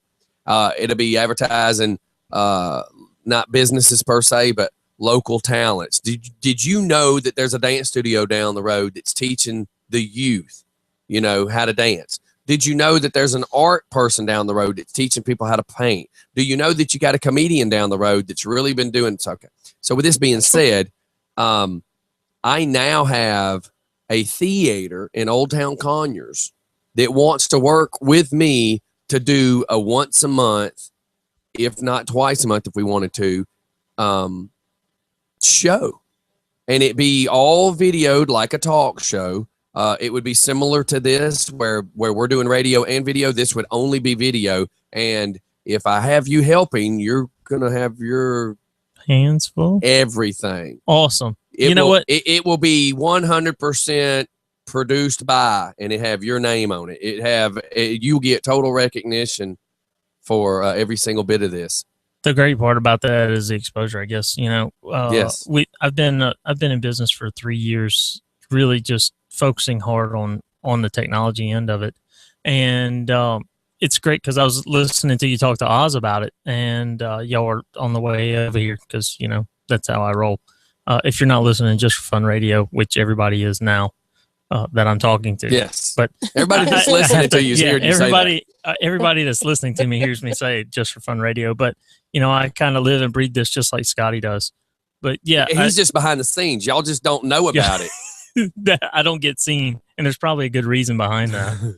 Well, I'm not as entertaining as Steph. Well, I was gonna say, what, do you have a face for radio? I Steph guess Steph said it the other day. She goes, "I got the voice for radio." I said, "And you got the face." And too. you got the face. No, I got the whole body for radio. What are you talking about? She's the whole package. She's Lady. gonna start saying, "Billy, I love the clarity of this camera, but can we get a thinning camera?" Yeah, they say Scotty needs one too because he just ate that Pop-Tart. It's Literally, I just ate the Pop-Tart. just one of them. Only a piece of it. Well, there you go. There's part of it. But I just, Yeah, well, I appreciate you having me out here. I had to come pick some stuff up, and I wasn't expecting to be on the radio show. Well, it just kind of works. I didn't think about it yesterday. He had asked me about a part that I possibly have in the garage, and then I'm like, well, heck, there's a store right down the road. Now, its prices aren't quite as good as your prices at the other location, but, Well, they're not paying, and nobody's paying me to say anything except right. my business, so right. we'll just keep that there. But these people were close enough that I would have spent the same amount of money in gas and 2 hours of my time. Right. Yeah. That's kind of where I was yesterday when I got the phone call. Right. I went on the job site yesterday, and they had given me the wrong parts. Right. So, ma'am. So you can get cords for computers? I can do Power pretty much. cords? I can do pretty much anything. I mean, anything that you have to have parts wise for computers, PCs, He can locate Macintosh. anything. I'm pretty resourceful. I can even get you HDMI cords if you need those. No, I just need I need a power cord for Ashley's her Is it- computer that she uses. Okay, is it a laptop or a desktop? It's We actually could- called we a can do- Dynotech. we Are can- you we familiar with that? It's We can bolted do- to her it's- wheelchair. Well, Okay. It All right. can be removed from her chair. I mean, it does have a mount that it mounts onto her chair. I like but to the- mount Ashley's chair. Okay. Wow. I went a little too far. That was. Did you hear those crickets? Maybe I took that a little too far. So maybe you need to bring it to me and me run We it can one take day it- to him. Yeah, and or he'll we can pictures. take a picture of it, and I'll see what I can get. I can pretty much get any kind of cable, or I can manufacture any type of cable you're looking for. Okay, cool.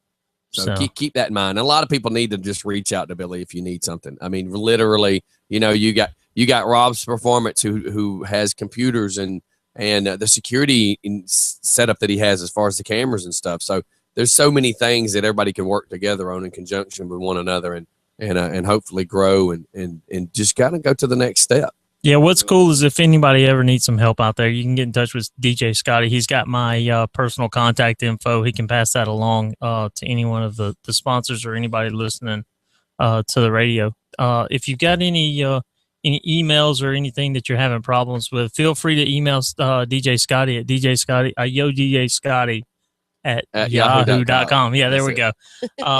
But I need to get out of here. I've got to take my daughter to the zoo today. First time to the zoo. 2 years old. Yeah, 2 years old. But then his little boy the stork just dropped him off a couple months back. Yeah, for sure. What, 3 months? Yeah, a little over 2 months ago. Yep. Yeah, so my little boy's staying with my mom, who's in town from Florida. And I hope my wife isn't listening to this Because she's going to be tapping that clock. Where's Billy at? Where's Billy at? So, but I appreciate you having me on the show. No, man, today. I appreciate you coming out and sitting in long enough yeah, to even do for this. at least do that. Yeah, Yeah, but this is your first. Yeah, I mean, well- that's the funny thing is Billy has been in existence of the radio station since it was like 2 or 3 months old. Yeah. Well, actually, Billy was on the phone getting fussed at trying to tell me how to connect it to the website when it had been playing for like 2 hours and The it same wasn't song? actually playing to anything. Yeah.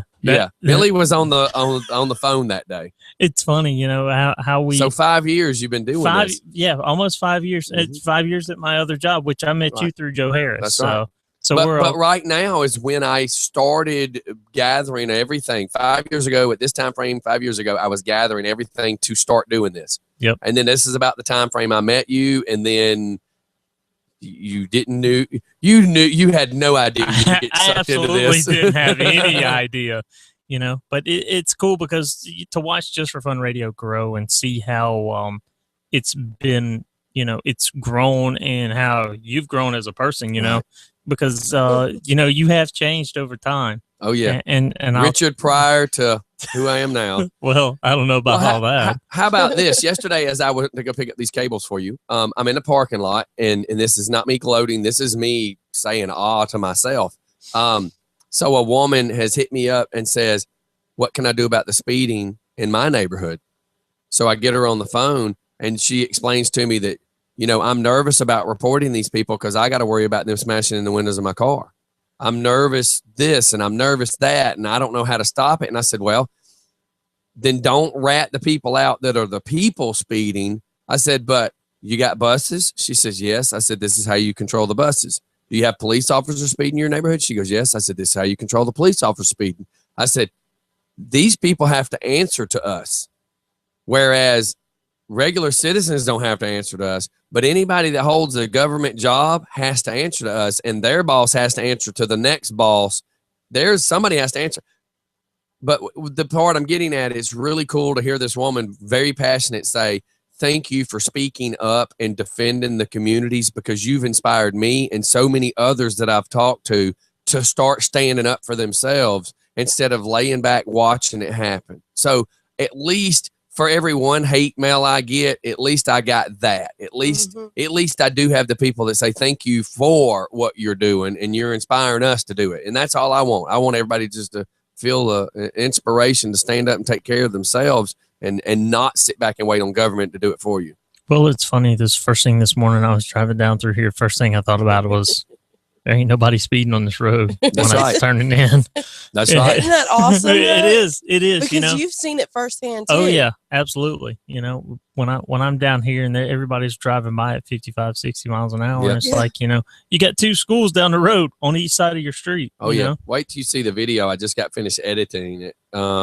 I've got one of those little small repo trucks that have the little arms that just spread out, pick the front end up. Uh-huh. There's a dude about 400 pounds shoved in the front seat of this flat nose Zuzu, and he's running 70 miles an hour. Wow. If he's not running 70, y'all can tell me I'm wrong, but he is over 55 and he is under 75. And you can argue that with me all day long, but when you watch the video, you go, holy cow. Yes, that's what these people do on my road. Bubba It's had just to most get of the home to time- get his peanuts. I don't know. I don't know. I don't know. He I was don't in know. a hurry. He was in a hurry. He might have been But hungry. most of the time we see it, we don't have video, but because I've been making myself stand out there a little more with my phone to catch it, I'm able to catch it. So. Well, there you go. Well, Look, get going. I know you got stuff to do, bro. yes, sir. Yes, We're sir. going to shoot off the commercial, everybody. It's just fun in the morning. Hang tight. It's always something heading around in this joint. You got to watch out. You never know what you're going to be getting into. See you That's later. kinda We'll be scary. right back, y'all. All right, brother. Thank you very much for all you do. Be careful. Have fun. If you can. Oh, you didn't get in there good. It just got your forehead. Yeah. Is that what you're trying to do? Yeah, and I'll I'll see get you later. when she brings her computer home for the summer, I'll get it over here to Scotty. And It's not just a regular type connection. no, it's called a Dinobox. Is the name of is the brand name? Yes. Okay. Dinobox VMAX is the actual. Dinobox is the maker. VMAX is the model. And what does the computer do? It talks for her. Okay. It's how she does all of. That's how her communicates, Yes. and it needs just needs a power supply. Yeah, it's kind of like this one, kind of, but it's a little bigger. I mean, we have the old one because what happened? We think something in here, or got snapped because sometimes she would get so excited, and if it's still plugged in, she would take off and it would just. So they actually We need a put. quick release for it. Yeah. Alrighty, All right, man. Be good. Thanks. sir. We'll see you later. Thank you. Have fun.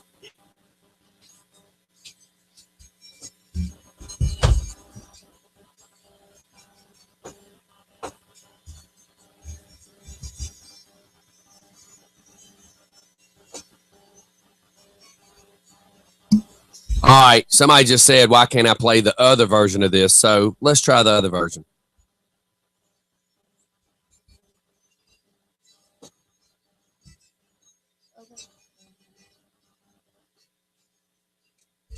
A lot. Oh. Michael Knight.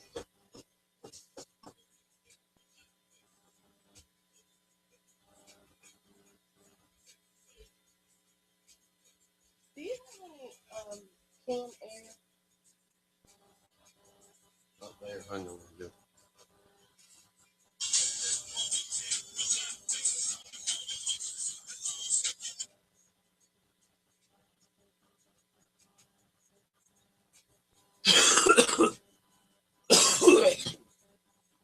I'm so sorry for that, y'all.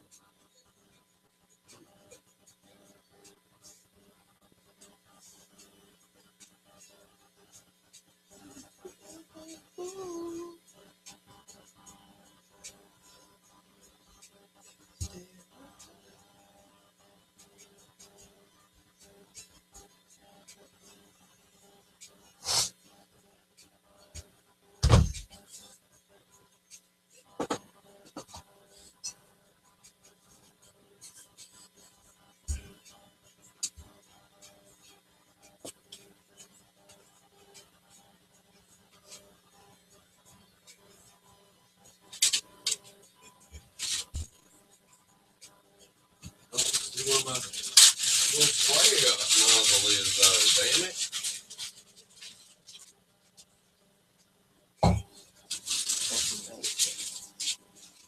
Hold on, please.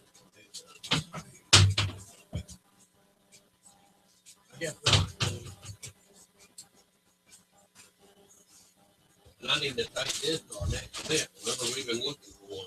Yes.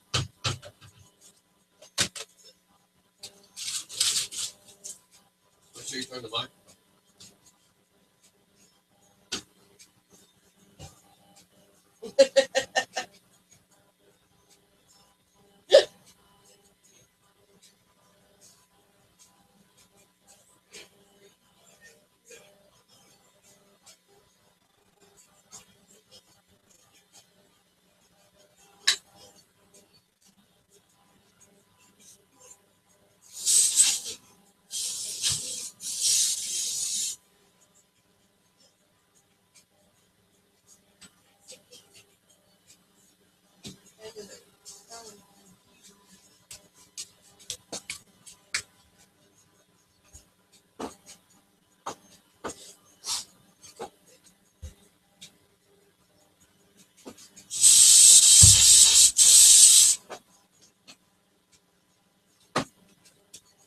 I know I'm picking to set this up. Somebody else come in.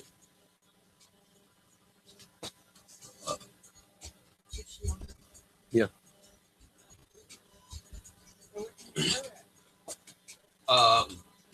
A guy named Roger that is friends with Oz and does a lot of stuff with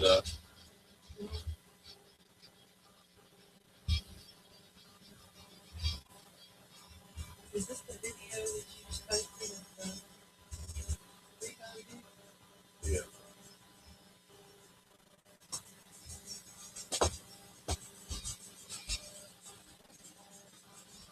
All right, are you just for funny maniac-y sicko twisted O's? Stephanie? Yes. Wow. Did you just watch that video? Wow. That looked like you had it going in fast forward, although I know you didn't. I'm just saying that's how fast. You talking about the goober that just shot by? Yeah. I need to go see it because I I mean, need to see what it looks like. Posted is what I'm saying. that's what it looked like, though. It looked like somebody had fast forward going. I mean, isn't it something? VCR, which I know. Yeah, I know because you it's can hear me not. saying it. Yeah. That is just unreal. Unreal. And that size vehicle, that truck, he can't stop quickly. If he tried to stop, I don't even know what to tell you. I don't even know what words to try to tell you. If he would have tried to stop,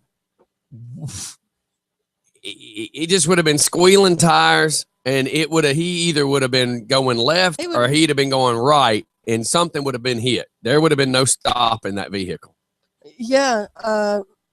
Or he would have gone over. So anybody that wants to take a look vehicle. at that, go look on my personal Facebook page. If Unreal. he would have slung himself forward and killed somebody, he would have killed himself.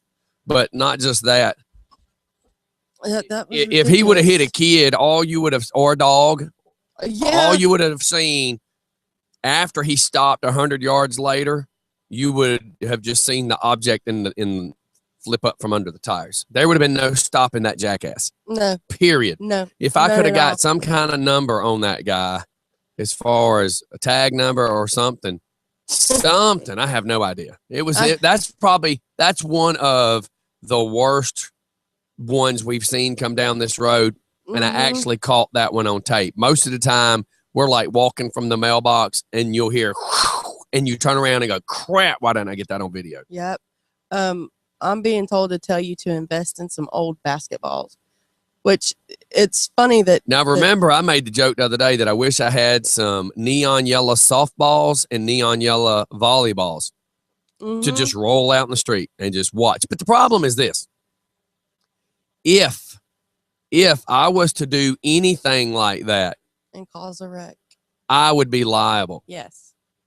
Because when we first moved into our neighborhood, there was people. I live on a cul-de-sac, and it's pretty much a straightaway from the cul-de-sac up to in front of my next door neighbor's house, and then it starts to curve a little bit. So there was always kids that did not live in our neighborhood. They would come in there, they would turn around in the cul-de-sac, and then they would take off. So, us neighbors, we would complain about it. But at the time that we moved into our house, there was 2 bushes at the end of my driveway. So I would stand up in the middle of my driveway. When I would see them start coming, I would take a basketball and I would roll it down the driveway. And, they, of course, would had to slam on their brakes. And then I would ask them, The problem is that's illegal and we can get in trouble for that. well, So- I never hit the car with it. No. Yeah. No, listen. The problem is by us doing that, it's illegal. Yeah. So you have to question, is it worth it? I mean, that's the problem. I mean, I know you never touched the vehicle, but if something stupid would have happened, you're yeah. responsible. Yeah. So, and I don't know, maybe we need a lawyer or a police officer to tell us what exactly is the legalities of you rolling something into the street like that. Well, But if it accidentally got out of your hands, like a basketball, playing Yeah, 'cause- basketball, well, how do you get in trouble for accidentally? But if it accidentally happens 10 times, it ain't really an accident now, is it? Well, we had a basketball goal, so that's all I had to say. My kids were out here playing basketball, Right. because that's what I would ask them when they would stop and they'd start yelling at me. Right. I'd say, we were playing basketball. You know, what would have happened if one of my kids would have been running behind that ball to get it? Right.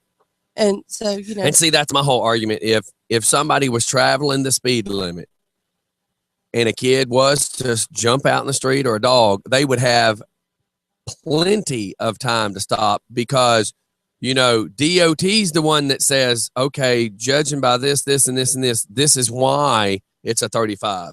Yeah. But, you know, I used to get a lot of people mad, but we did, you know, we lived in a residential area. The neighbor that lived next door to me had a daughter that was deaf. So we actually had a sign in our neighborhood that said deaf child at play. You know, and to watch for the kids, we actually did have those signs.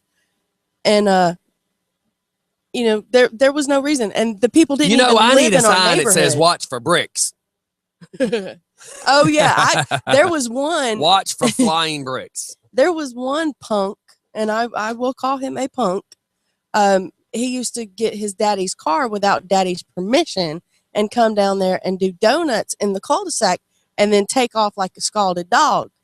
Well, I had a few adult beverages, and he was aggravating, you know, myself, a couple of the neighbors. There was a bowling ball that was in the carport.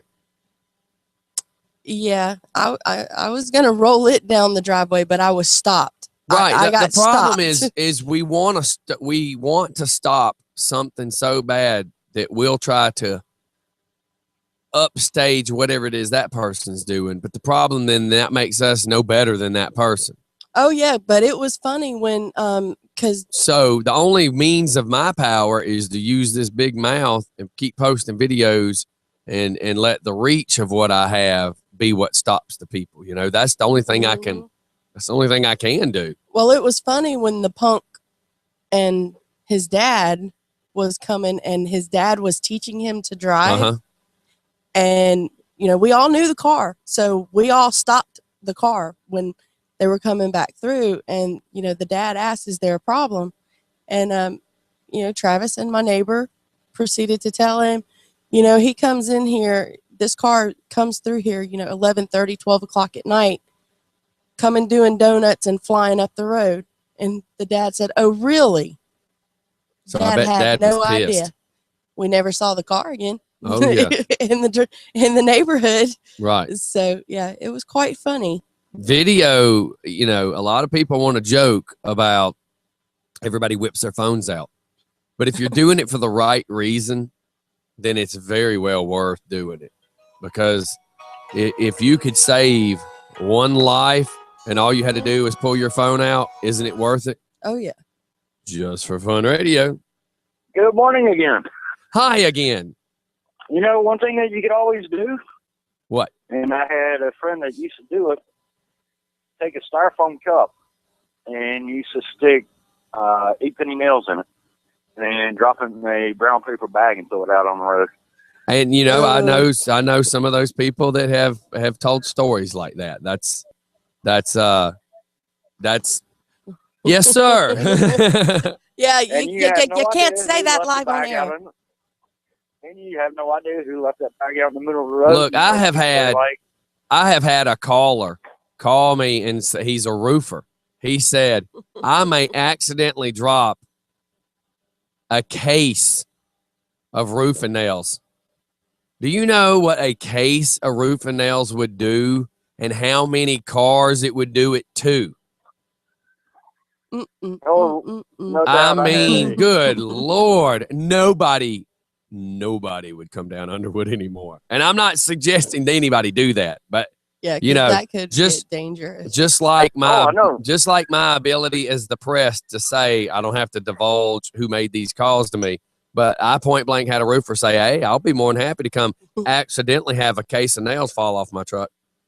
We had a truck driver used to come down from Canada. His company was called DuCampro, and when they called, they said, "Hey, we'll be there at 9 o'clock." They were there at 8:50. If he said he was going to be there at 10 o'clock, He was always early.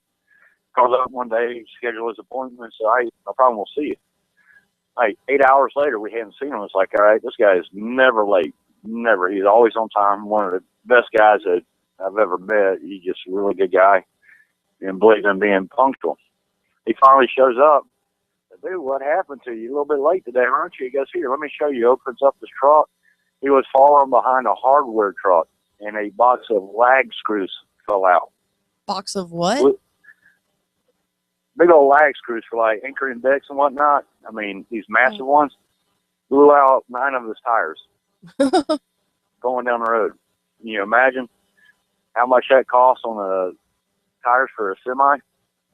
It was insane. I mean, each tire had like 10, 15 bolts in there or screws in it. It was insane. But just a suggestion, skip the bowling ball. I mean, just drop that bag out there, and as long as nobody sees you, who's going to know that it's out there? Oh, I was not allowed to roll the bowling ball down the driveway, just so everybody knows, because they said that would end up being a mess. So, Oh, yeah. I was not allowed to do that. I wanted to. I had it in my hands, and I was stopped. Oh, good for them. Could have killed somebody. Anyway, Well, that idiot flying up and down my street could have killed somebody too. Exactly. Hey, at least nobody threw a cinder block. I mean, you know, Yeah. think about where we were 20 years ago and the stuff we probably would have done. I just wanted to see if the bowling ball would bounce like the basketballs did. You think about it, the bag with the nails in it, I mean, it's not going to blow the tire out immediately. Right. I mean, it'll definitely slow them down. They make it down the road and all of a sudden have a flat tire. That's right. Yeah, but if somebody accidentally dropped a case of roofing nails, could you imagine all the cars parked on the side of the road? I'm not suggesting that vigilante stuff should happen. And please, I really am not, because God knows I don't want all the traffic jam in the front of my street. But the video that I just posted, what? Bring them down to the studio and interview them. That video that I just posted of the dude in the black truck, and then we have all the dump trucks that time. If a kid would have ran out, they'd have been dead. And why does nobody, as far as the county road people, why do they not feel the pressure? You know, why has nobody went to them and said, okay, dumbass, you need to put flashing signs up?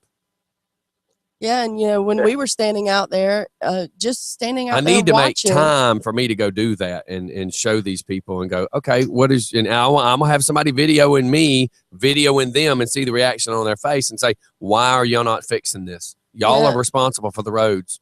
Yeah, because we saw, what was it, Rockdale Water Resources. We got video of them flying.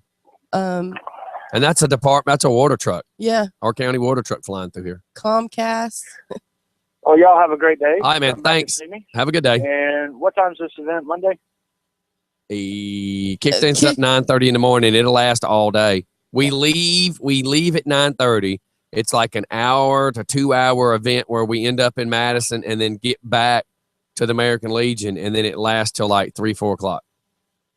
And I'm not sure if Bree's working. I don't know how long I'm going to hang out, or if I'm going to hang out, or what. But we'll see what happens. Maybe I can hook up later in the afternoon with you. Okay. Well, holla. All right, y'all have a great day. All right. See you later. Bye-bye. Bye, Jeff. All righty. And I'm going to see if I got sports with Brad, and I do. Cool. Everybody hang tight. Here comes Brad's sports report. This is the Coach's Corner, and I'm still tickled thinking about him and Dominique Wilkins. That was just so awesome of Brad. Yes, he was on And he did such a good 9. job. Here we go, everybody. Here's the sports with Brad. Good morning, Just for Funners. This is your Coach's Corner with Brad Johnson. Good morning to the crew, and how are y'all this morning? Our Atlanta Braves lose last night 5-3, first game of a 3-game set with the Tampa Bay Rays. Again, that 5-3 loss puts the Braves at 18-20 on the season. Kind of what I figured, maybe even a little better than what they were talking about in the preseason. But, got to stay positive, got some young folks, some new pieces, and so on. They will get back at it today, game 2 at 7:10. Last night in the NBA Western Conference Finals, basically you had the MVP, Steph Curry, versus the number 2 in votes, James Harden, Fear the Beard, and they did not disappoint. last night. Golden State comes out with the game 1 victory, 110-106. The Warriors were down 16 points in the second quarter. Crowd was kind of sitting on the edge of their seat a little bit, but the crowd got back into it because Steph Curry and them went on a 25-6 run to finish off the half there. So the crowd at the Oracle, they call it, was loud and proud. Steph Curry ended up with 34 points. He was 6 for 11 from distance, meaning the three-point line, baby. And James Harden, the beard, for the Houston Rockets, 28 points, 11 rebounds, and 9 assists in that game. Tonight at the Highlight Factory. Right now, I'm nervous. I have butterflies. We've never been here before. I'm psyched up. I'd like to suit up. I'm anxious. I feel like I'm about to go into the game. But at 8:30 tonight, your Atlanta Hawks will be playing a game they've never been in before, game 1 of the Eastern Conference Finals versus those Cleveland Cavaliers and LeBron James. So it's LeBron versus team basketball. Can it be done? We shall see. I feel like it can. Everybody's giving us a crappy shake. Nobody's giving us a shot to beat the Cavaliers and LeBron James. But you know what? Bump you, LeBron. Bring it on down here to Atlanta. I've got confidence. I'm psyched up. I'm an Atlanta fan. I've been here all my life. Woo! Little rant had to go on, but doggone it. Let's go, Hawks fans. Get it on tonight, 8:30, game 1. Let's do this, baby. Woo! All right, this has been your Coach's Corner, not with Ric Flair, woo, but with Brad Johnson. You guys have a great day. Do it just for fun if you're going to do it at all. We'll see you. All right, everybody, that was the Coach's Corner. And if y'all heard us talking in the background, please let me know so I know not to do that anymore. We pull ourselves away from the mic and try to do a little bit of conversation and some stuff that we need. So I got Jeff Mathias. Oh, my God, the video of Brad with Dominique was funny. His head didn't even go to Dominique's shoulders. So that was just kind of cool. I didn't even go. I wasn't even as tall as his chest. That man. You're an was Oompa tall. Loompa chick. I mean, really?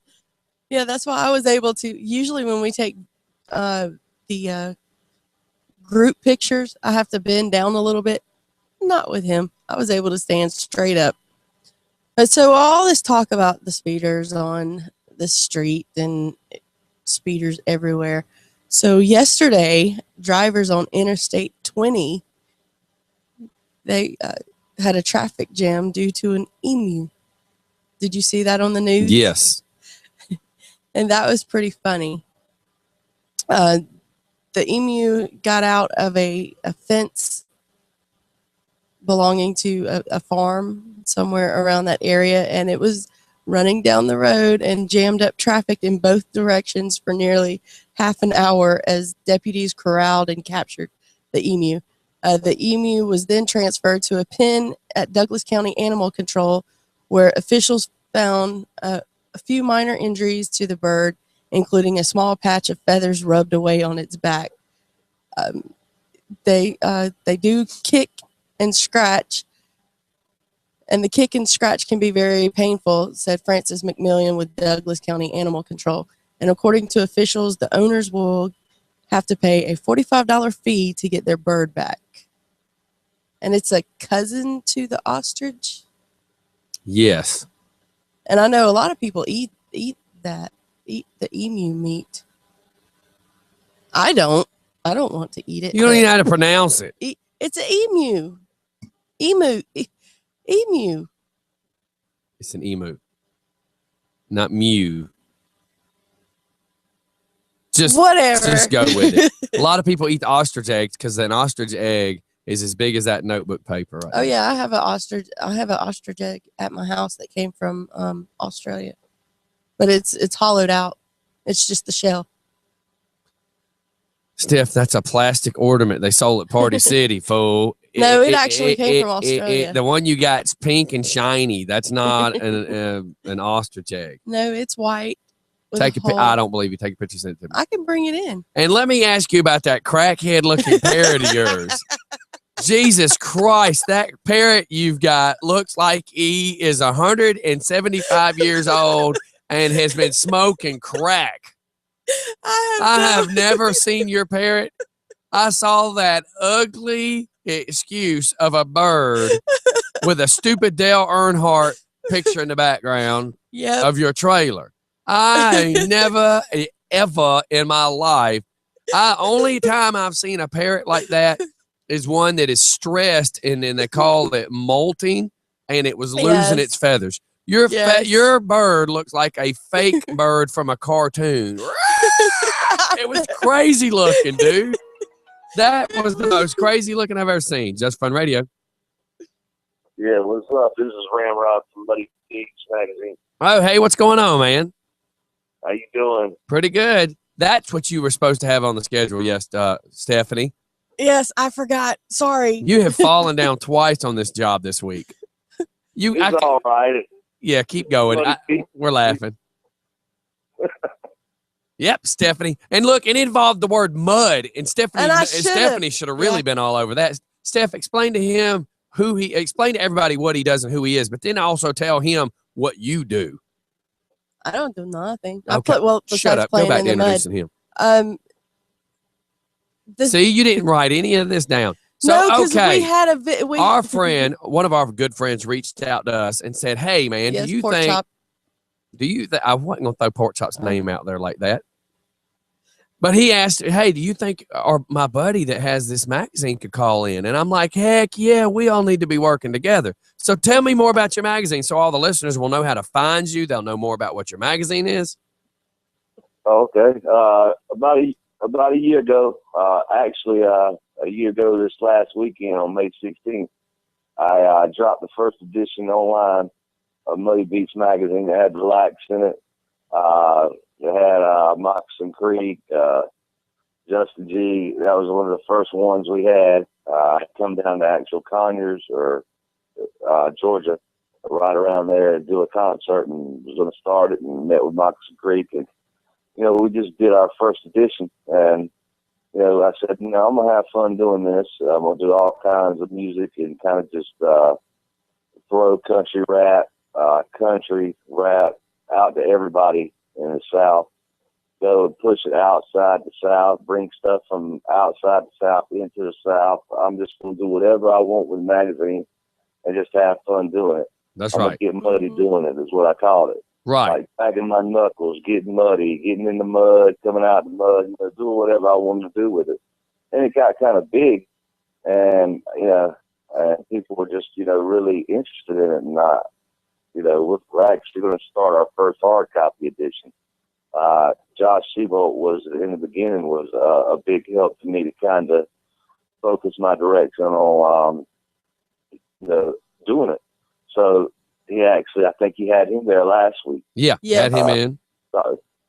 And I think he was talking about the hard copy edition. So, you can go to www.muddybeachmagazine.com to check the magazine out. It's also got the archives. We've done articles on Vinnie Cooper, Big Smo, Colt Ford, from then going into Jelly Roll, Worm from Nashville, rappers, Shorty Fat from the Slow American Camp, there's so many different varieties, and it's just throwing caution to the wind in a world that's got so many, problems, and just saying, hey, let's come together for music.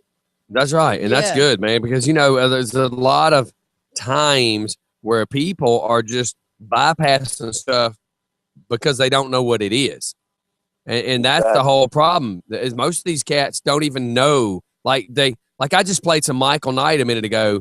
That has it's Wanted Dead or Alive. It's just a different version of a Bon Jovi type song.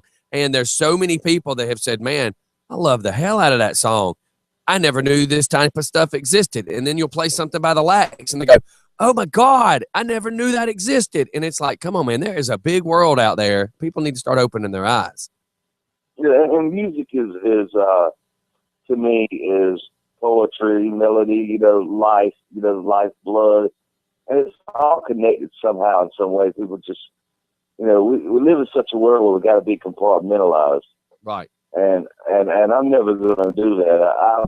I'm turning 38 this last weekend, and I've done everything that I thought society. I got 2 degrees hanging on the wall.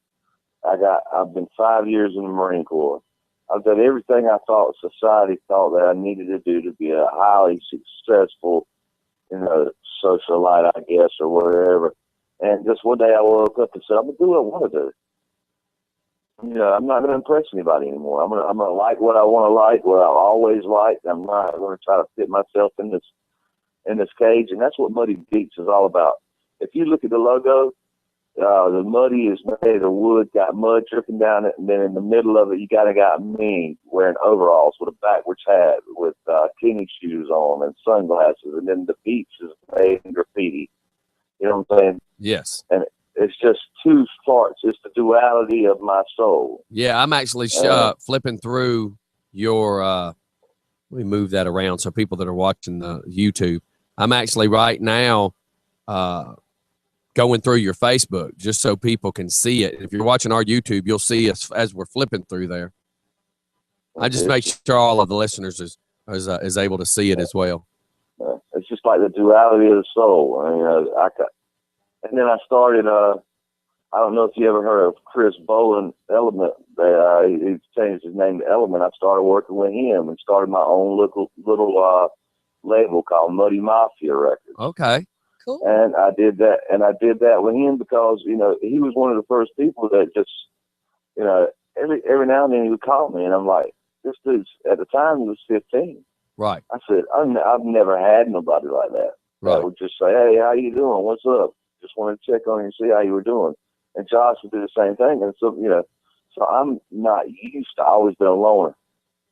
I've always, in the beginning stages, I had a rough childhood, people. So this was new to me to have people reach out to me and say, I just want to see how you're doing. Right. So we started working together, doing stuff, and I started writing now, songs and raps. And then outside of writing the articles, and they said, you ought to pursue it. I said, well, I don't want to pursue it like that. I just want to do it to have fun. I said, but let me help you, kind of guide you in a direction that nobody did for me when I was a kid. Right. And so it ain't no big, I didn't go sign the wood table and stamp it and have my lawyers there. It's just pretty much me guiding him in the direction, and him, us being brothers. Right. So a lot of good things happen. I never expected it in a year. And look, man, when you're doing good stuff and you're pushing all that positive, especially when you're trying to tell people, look, there's a better world out there. You just got to be willing. You got to be willing to go do it. Go do something. Get back out in the community and do something. When you start doing that, man, all sorts of cool stuff starts happening for you, and people just need to see it. That's the thing I try to make people know, man. If you just open your eyes, you'll see it. And if you push positive energy, you'll get positive energy back. Oh, I yeah. work 40 hours a week. I got 3 kids. I pay house payments. 2 months ago, I had my van repossessed. Right. I'm just a normal guy. You know what I'm saying? Yeah. So I build my own websites. I built 2 websites. I built one website yesterday by myself. I'm actually designing my own magazine. And then I'll go to work at night, and then I'll come and raise kids. Right. I'm trying to tell people that are in the South and outside the South. Yes, this is a Southern-based magazine that in my vision was like the Rolling Stones of the South. And that's the truth, though. That. That's the truth, though. The Rolling Stone of the South, but I'm trying. It'd be to the show Rolling people in the Copenhagen can. Exactly. Or the Rolling Tires. That's right. But either way, I want to show them that if you go out, and yeah, we all are hard working. If we care about people, we go out and we do something as hard as we can with everything we got. If I show my children I can go out and do something that I dream of, then maybe we can change some of this crap that's going on in the world, and people can start back with the American dream idea, helping your brother, the 1950s businessman or the farmer that would go next door and let you borrow his plow when you were broke. Look, man, you'd fit in right. You'd fit around perfect around here. You just fit in. I'm over here stumbling over my words, but you would. Everything you're saying is the same thing I try to preach every day to people. You can't expect the world to change if all you're doing is sitting on the sofa eating your Cheetos and drinking your beer. If you want the world to change, you got to get that fat ass up out of that sofa and go outside and be part of the change. You just don't sit and watch it. It doesn't work that way. And don't expect when you're trying to change something that you'll monetize from it. Yeah, you know, you will eventually monetize from something that you love to where you're stable. But don't always think of it as, ooh, I want to monetize it to the point that I'm sitting in the Bugatti. That's whatever they call it. I don't even know. That's not even realistic, and people can't even.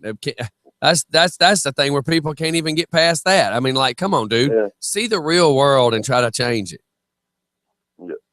Hang out with your friends. That's what Muddy Beach is, and I want everybody just to know that I do it.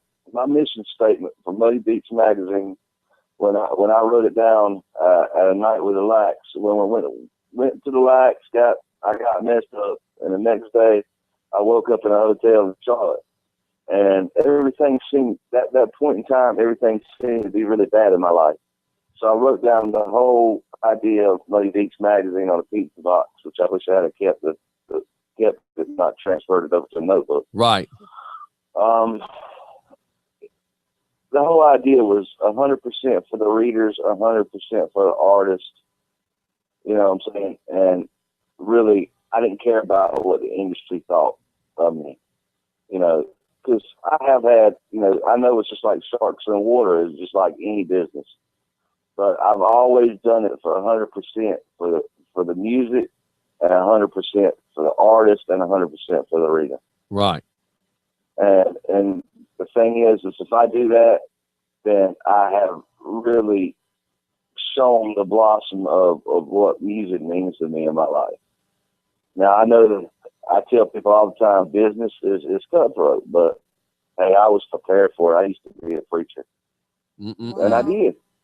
I used to preach on the pulpit and I made around $375-$400 every time I got up there, and I was the assistant pastor, and I was doing better than the other two. Wow. You know, what direction that led into, we can get into that at a different time. Right. But Muddy Beach Magazine is all about promoting the music, and just like y'all, we're just doing it for fun right now, but we want to be big enough to where we can get across the United States and share it for everybody. Oh, yeah.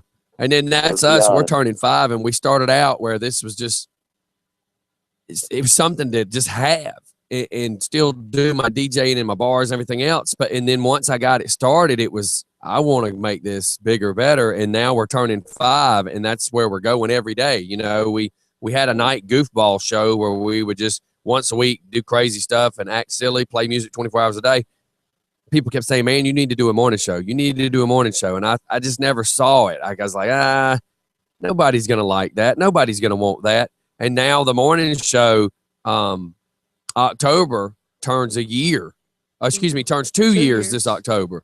And we went from, I didn't believe anybody would want it, to, oh my God, I can't take a vacation because everybody goes, why wasn't the show on this morning? Yeah. So, you know, why are y'all running late? Yeah, why are you running late at 7:08, man? I'm sitting in the car with the radio on. Come on, I got my app running, and you're not on. Where are you at? Yeah. So, you know, we're running down the steps with coffee in our hand, and people are going, it's 7:09. Where are you? So it just goes to show, man, and that's what's going to happen for you too. You know, you're going to have more and more people when they start realizing who you are. But it all comes down to exposure.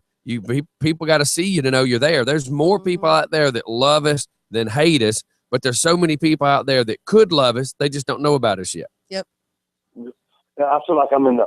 I tell everybody, and I love North Carolina. You know, I was raised here, and plus my family's part of my family's in Georgia.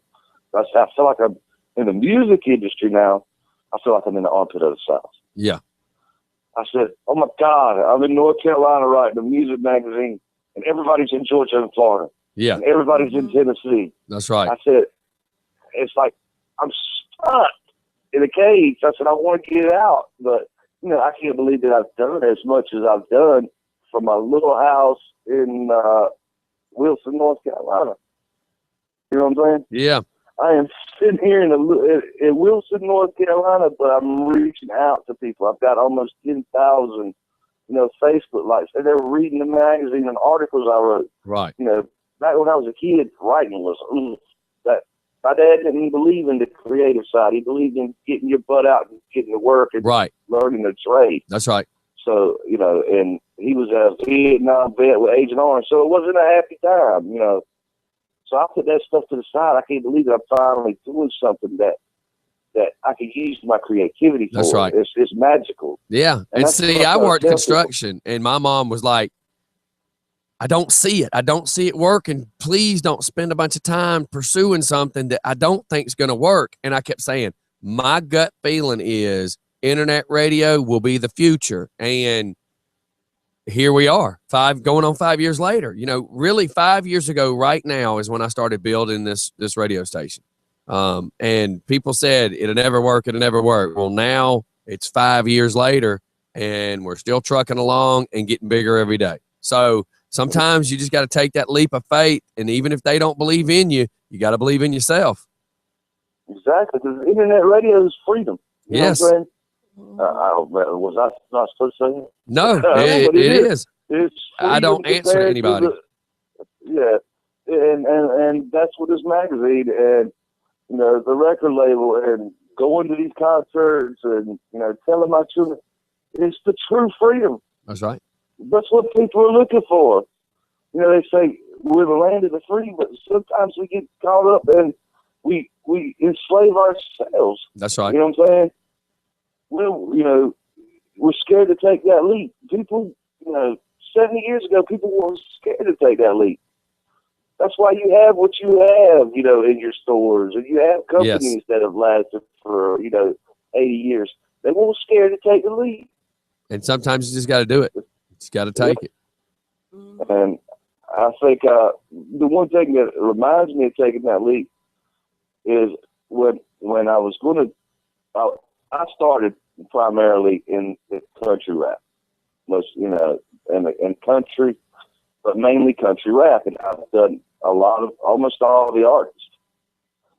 And I wanted to incorporate other genres, but I was really nervous. I already knew that I was going to do that. I just wanted to know how I wanted to go about doing it, And I had to take a leap and say, I'm gonna go out and reach out to the rap artist and and tell them, hey, I'm from all them, I'm from the streets, I'm from the country, I've lived in all these places. I put myself in that type of environment. Growing up, I wasn't the perfect kid, so I was everywhere, and I got with Jelly Roll, and that really changed my perspective of the magazine. Yeah, I can go anywhere and everywhere in music, kind of like moving on a chessboard. So, hello? Yeah. Sorry. We get lost sometimes with things because we don't want to sound like we're interrupting y'all all the time because the way our microphones and the phone connect is if we both try to talk at the same time, sometimes it just freezes up and it just makes a gurgle sound. So, we're not the most technical savvy over here, but we're just trying to make it work. And plus, we were checking out your website. Yeah, we've been on your website and also your Facebook. But definitely, I just, once I took that leap of faith and said, hey, I'm going to go outside the box with everything I do, and I just wanted to see if people would accept what my idea was, Yeah. And because, of course, I've had both sides, some on both sides of the streets in the country, I guess is what they want to call it, you know what I'm saying? Or the urban and the rural, I've been attacked in some cases, you know what I'm saying? Yes. But I told him, I said, I'm just like you. That's right. I said, that's all it is, I'm just like you. I call myself a backwoods hooligan. That's funny. I haven't heard it put like that. Yeah, I'm a backwoods hooligan. I go anywhere I want to go. I'm going to do anything I want to do as long as I don't hurt nobody and I do it the right way. So that's just me. Hey man, but you got to have the vision and you got to have the dream. And that's what I try to tell people. if you see it and you want it, you're going to work harder for it. And it's a whole lot easier to work harder for it if you really have the passion for it. Because there's so many people out there that say they want to do something, but you can't get them to have the drive to do it. I mean, I can say all day long I want to do something, but am I going to really do it? And that is a gripe I have about a lot of people in this world, because come on, you say you want it. Now get off your butt and go do it. Don't just keep saying you're going to do it. Go do it. And if you want it bad enough, you will. You'll get your butt out there to do it. Yeah, and the scary part is I don't understand, because it's like I'm looking at my rear view, like Tupac said. I ain't got nothing in my rear view. Right. If I want to follow my dreams, I'm getting older, so I don't see anything in my rear view. I want my dreams, the things, to be able to write, to be able to listen to music, to be able to go to concerts and celebrate and show my kids you can do anything you want to do. But yeah, that drives me. I don't understand why. Some people won't get off the couch. That's exactly it. They want It's everything scary. handed to them. Well, and in the Well, society, if you want it, you got to go out and get it. You can't just expect it to come to you, because it's not. Exactly. You can, think of how many people have probably sat and watched a 20-year dream go to waste because they really just kept saying, well, one day, Yeah. one day I'm going to get my shot. One day I'm going to get my break. Well, you're not going to get that break sitting on your couch. You got to get out there and you got to have that exposure, and you need to be in front of people, and you need to get your product out there, whether your product's a magazine, whether your product's the music you play and sing, whether it's poems, whether it's a radio station, exposure. Like, for instance, I have a person that says, I only do 1 or 2 charities a year, and I'm very selective on doing these charities. They said this to me. So when all these other benefits come up, I don't ask this person to do anything because this person's already told me they don't want to do it. Right. And now it's come back to me that they're a little upset because they never get to ask to do any of these benefits we do. Well, you told me you didn't want to do them.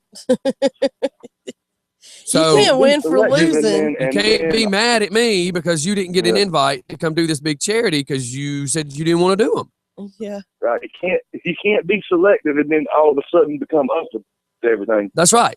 So it just don't happen. If you want exposure and you want people to see you and figure out who you are and like your music, you got to be out in front of them. And back when I was hustling in the bars trying to build a radio station, what I learned is this: the best way to keep you remembering who I am is to keep my name on your lips, keep my face in front of your eyeballs, and keep my name coming out of your mouth. That was the best thing I could have done. And I hustled it and did all these events. I still do all these events. I got the radio station. I'm pumping stuff on Facebook.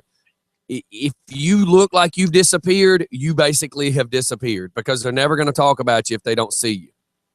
That's right. So I tell you what, if you're on my Facebook, they know who I am. I post and share. Yeah. Well, I just shared your Facebook, told people to go check it out. I've shared it on our Just for Fun page as well as the personal page. And then I was also letting people know, as far as, my personal page, go check you out, because truthfully, I always push the underdog. I always support the underdog, because it's people like us that are the ones that are making America. If it wasn't for the underdog, the light bulb might not have been invented, right? If it wasn't for the underdog, the guy might not have come up with a telephone. It's up to us to make all this new stuff, because if not, who's going to do it? I got a fun fact for you. I bet you don't remember. I think we met right before I started the magazine, and the magazine was an idea in Rutledge, Georgia, where John Boy on the Track was playing with Moccasin Creek and Justin Z. Cowboys. Yep, we were there. That's where we first that was our first concert in the movement to pursue starting the magazine. Oh, no, that's awesome. Now, that was just a couple of months ago. Well, you think, Stephanie, how fast our months have been. That's almost a year ago, if not a year ago. Yeah, that was almost over a year ago. See? Because May 16th was the first release of the magazine online. There you go. Wow. And then Josh reached out to me one time when you just opened the magazine, and he's like, you two got to get together. And I think you might even called my phone one time, and then we played phone tag a little bit. Is that correct? I think so. Okay. because I was doing a night event called the Oz Connection, where our county commissioner puts all these businesses together.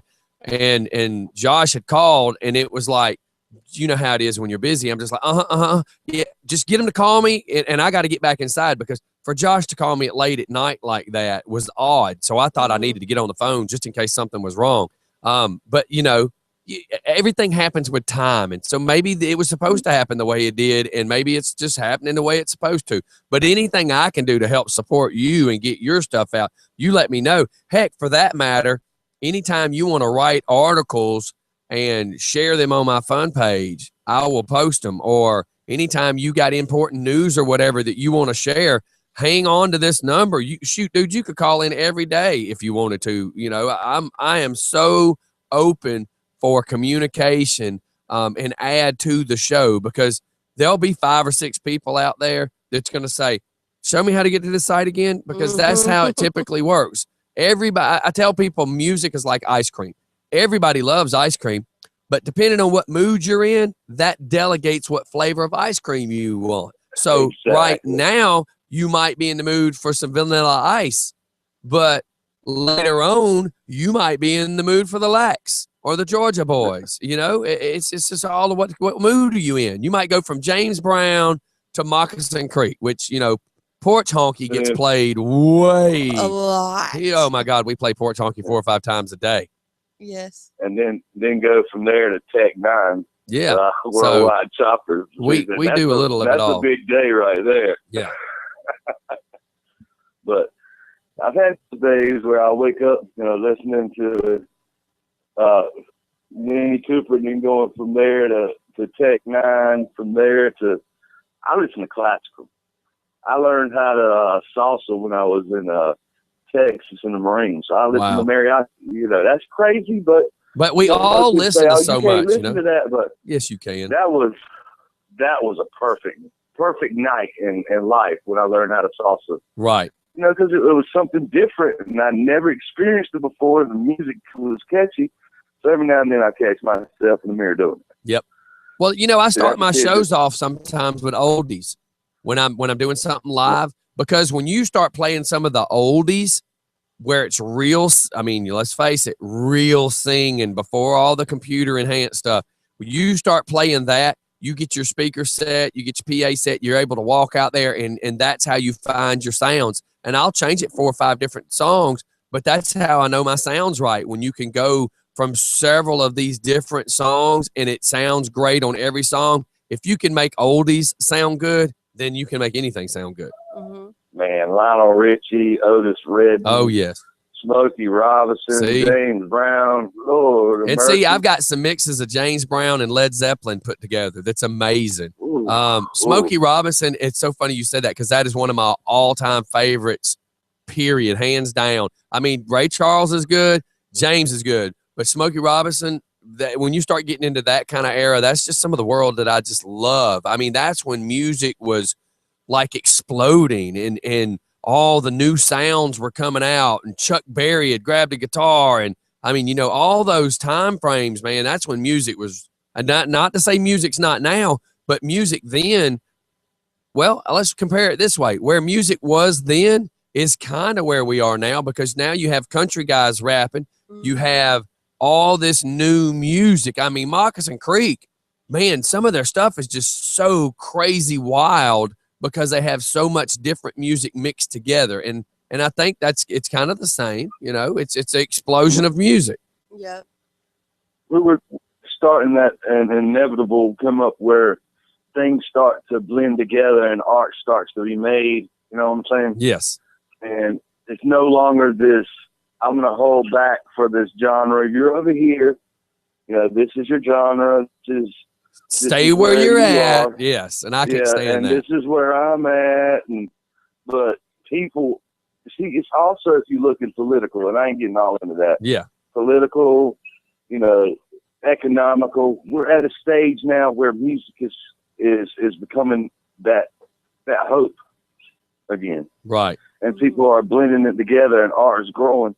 Every time you have these rough times in America, it seems like music becomes to the forefront and comes together and starts making people bond, you know. but I don't see why people don't see that. And like, I'm a big history guy, so I will study every single detail. You know, I will study what music did at this point in time. I will study what, you know, the war, what the factories, and I kind of see the trends. You know, Right. I tell everybody I'm like a walking jigsaw puzzle, and I can't get out of it. And every day I'm putting puzzle pieces together, while you know, and I see things clearer than I would want to see them. You know what I'm saying? Right. Well, and then And- as we grow from this, we start really seeing the bigger picture of everything too. And it's just, I see that music is something that can bring us all together. It brings hope. It brings love. It brings understanding. Right. It takes over all the greed that's there. And for the people that have an open mind, we can all be family. That's You know right. what I'm saying? That's right. I agree, man. That's awesome. Well, look, man, I hate to do it, but I'm going to wrap it up. We're at that 9:30 mark. I appreciate you calling in. Anytime you want to call in, you can just send us a text and say, hey, man, can I call in about 10 minutes? And at least that way we kind of stage it and get it ready for you to call in, because it'd just be all sorts of kind of cool to hear about anybody you've had an interview with this week, or anybody else that's you know, doing something new that we need to keep up with. I mean, you could just really help us out a lot, and it helps plug your magazine as well. Okay, I do want to say one thing. Yes, sir. Moccasin Creek's going to be in the next edition of Hard Target, Token, so many more. We're also going to put the last edition that had Bravo, Gator, Worm, all these guys in it, and it's going to be in a hard copy. Coming out at the end of the month. You can go on the website. You can purchase a single edition just to have the inaugural edition of the hard copy, or you can do 3, 6, 12. We try to be flexible, and they're real good prices. Okay. Well, I appreciate that. And make sure you tell everybody again exactly how to find your .com as well as your Facebook. Go to www.muddybeatsmagazine.com, and Facebook is Muddy Beats. And for everybody out there, I just want to say, get muddy. In anything you do in life, just get muddy and care about people. You can get muddy without stepping on people. That's right. You can do it just by hard work. All right, man. Well, thanks for calling in. Let's stay in touch, man. See what else we can pull off together. We'll do it. Thank you. All right, man. See you later. Bye. Bye-bye. See you later. Bye-bye. All right, everybody. Make sure you check out Muddy Beats. That's Muddy Beats, Beatz. Muddy Beats. You can find them at muddybeats.com. Also go on to the website, go on to the Facebook and look for Muddy Beats. I shared both of them on our pages, so make sure you check them out. I'm going to shoot off the commercial, everybody. Well, go use your restroom, go do whatever you got to do. We'll be right back. Don't go anywhere. It's just for fun in the mornings.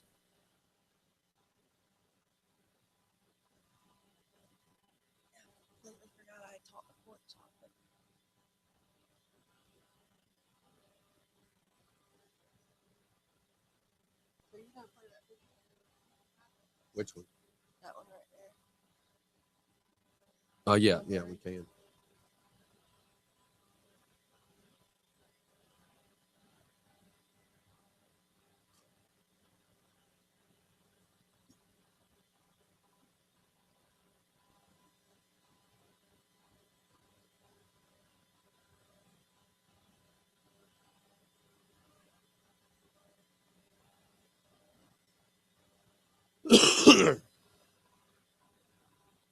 She didn't sleep too long. Oh, God. What did she just sleep for like 30 minutes and good for 5 hours? I can't find song.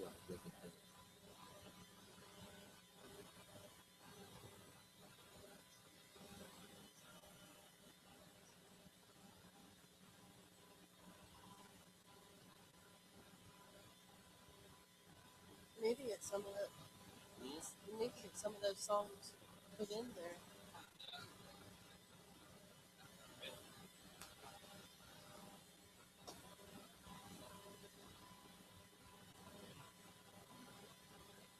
Because if I knew how to do it, I would do it. But okay.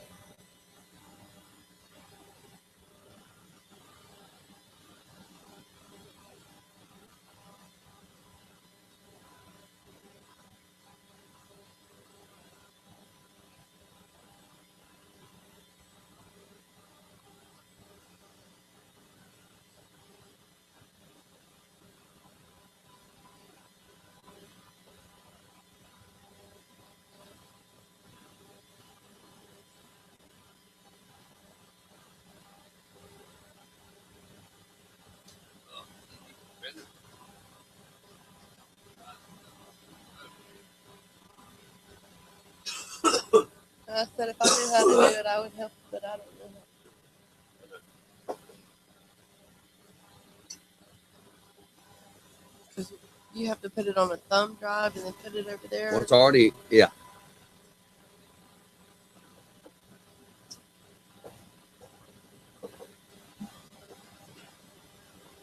Because there's.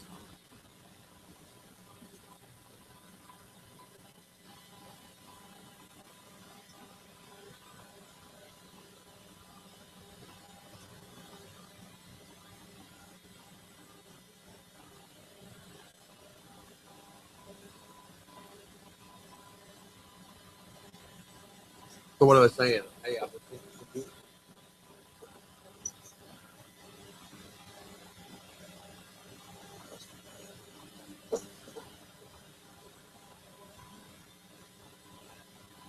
well, Billy had it fixed. Remember, I had to wipe this to get Mike's camera off, where we didn't have to change thumb drives. I could just send it. This was linked, so anything I downloaded went straight over there anyway. But now I got to get it reprogrammed to do that.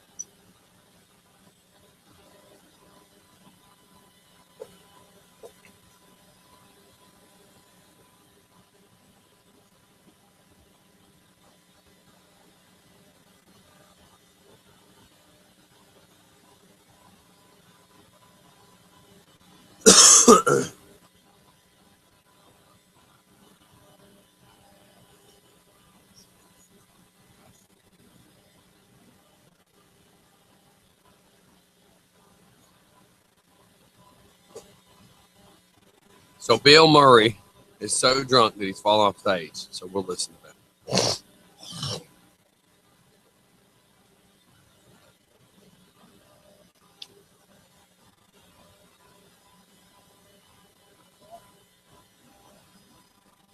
Hmm. Right.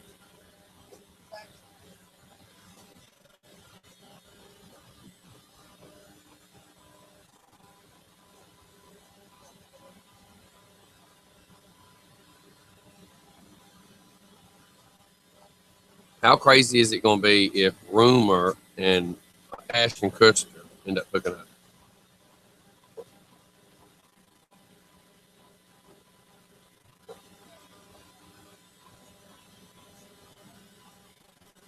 Yeah, but remember, he was married to her mother, is what I'm getting at.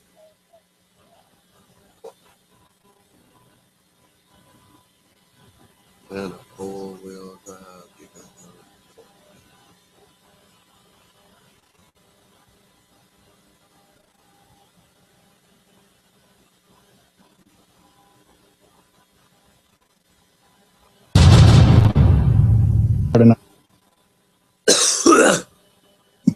All right, everybody, we're coming back really fast. I'm sorry, I'm over here coughing and hacking. And so listen, they're saying Bill Murray, of course, we're going to listen to a little TMZ. Bill Murray, so drunk, I fell for MSNBC. So they said he was too drunk to stand up, but he was also too drunk to sit down. So I don't know if you can catch this. I think it looks like Bill Murray. Is that Bill Murray over there? Yeah, that's Bill Murray. We'll be back. When you were sitting over there and we were going to the break, I'm not sure that we picked up that your chair fell over there. The audience might have seen it. A defective chair so broke. You're That's playing injured happened. right now. This is like you in the middle of an NFL game who's just been, I played hurt. I just did the Letterman show, then went to dinner, had oysters, rosé wine, red wine, duck, and some kind red of wine. green grass fed hanger steak, and then rushed here to do your show just because Jim said that you wanted him to come on the show. Would you mind coming? So I said, I think you're doing. He's hammered. Do you remember Yes, he is. when he said, "Would you come?" It wasn't a question. sweetest guy? Your girls here, those brutal. I don't know where you get these women that push people around. The handlers, yeah. Oh, Yeah. God, they push me in that chair, and the chair was not balanced properly, and I went down and I hurt myself properly. And Not the first time you've been injured in this building, right? you know, I don't. Well, there have been other complaints about that chair. That's my understanding that were ignored. So I don't know. That'll be in the litigation. Holy cow. So there's friggin' Bill Murray, and he goes to sit down, and he is just so trashed that he literally falls out of the chair. And then next thing you know, you just heard him slurring all his words as he was sitting on that TV show trying to do an interview. Hey, that's a little bit of red wine with a duck. Something grass-fed something. Yeah, he was feeding some grass. All right. Yeah. And then how about this? I sent this to Steph too, just because I have it pulled up. So here's one of the WWE wrestling chicks, one of the divas, who reportedly is fixing to be offered. And of course, I'm waiting for this to pull up. Hall of Famer pin-up. They're talking 6 figures that they're offering her to do a porn. So wow, you know, but it says Hall of Famer Tammy Lynn Stitch, also known as Sunny, will be doing some entertainment. Really, truthfully, reading all this being worthless. But yeah, can you imagine?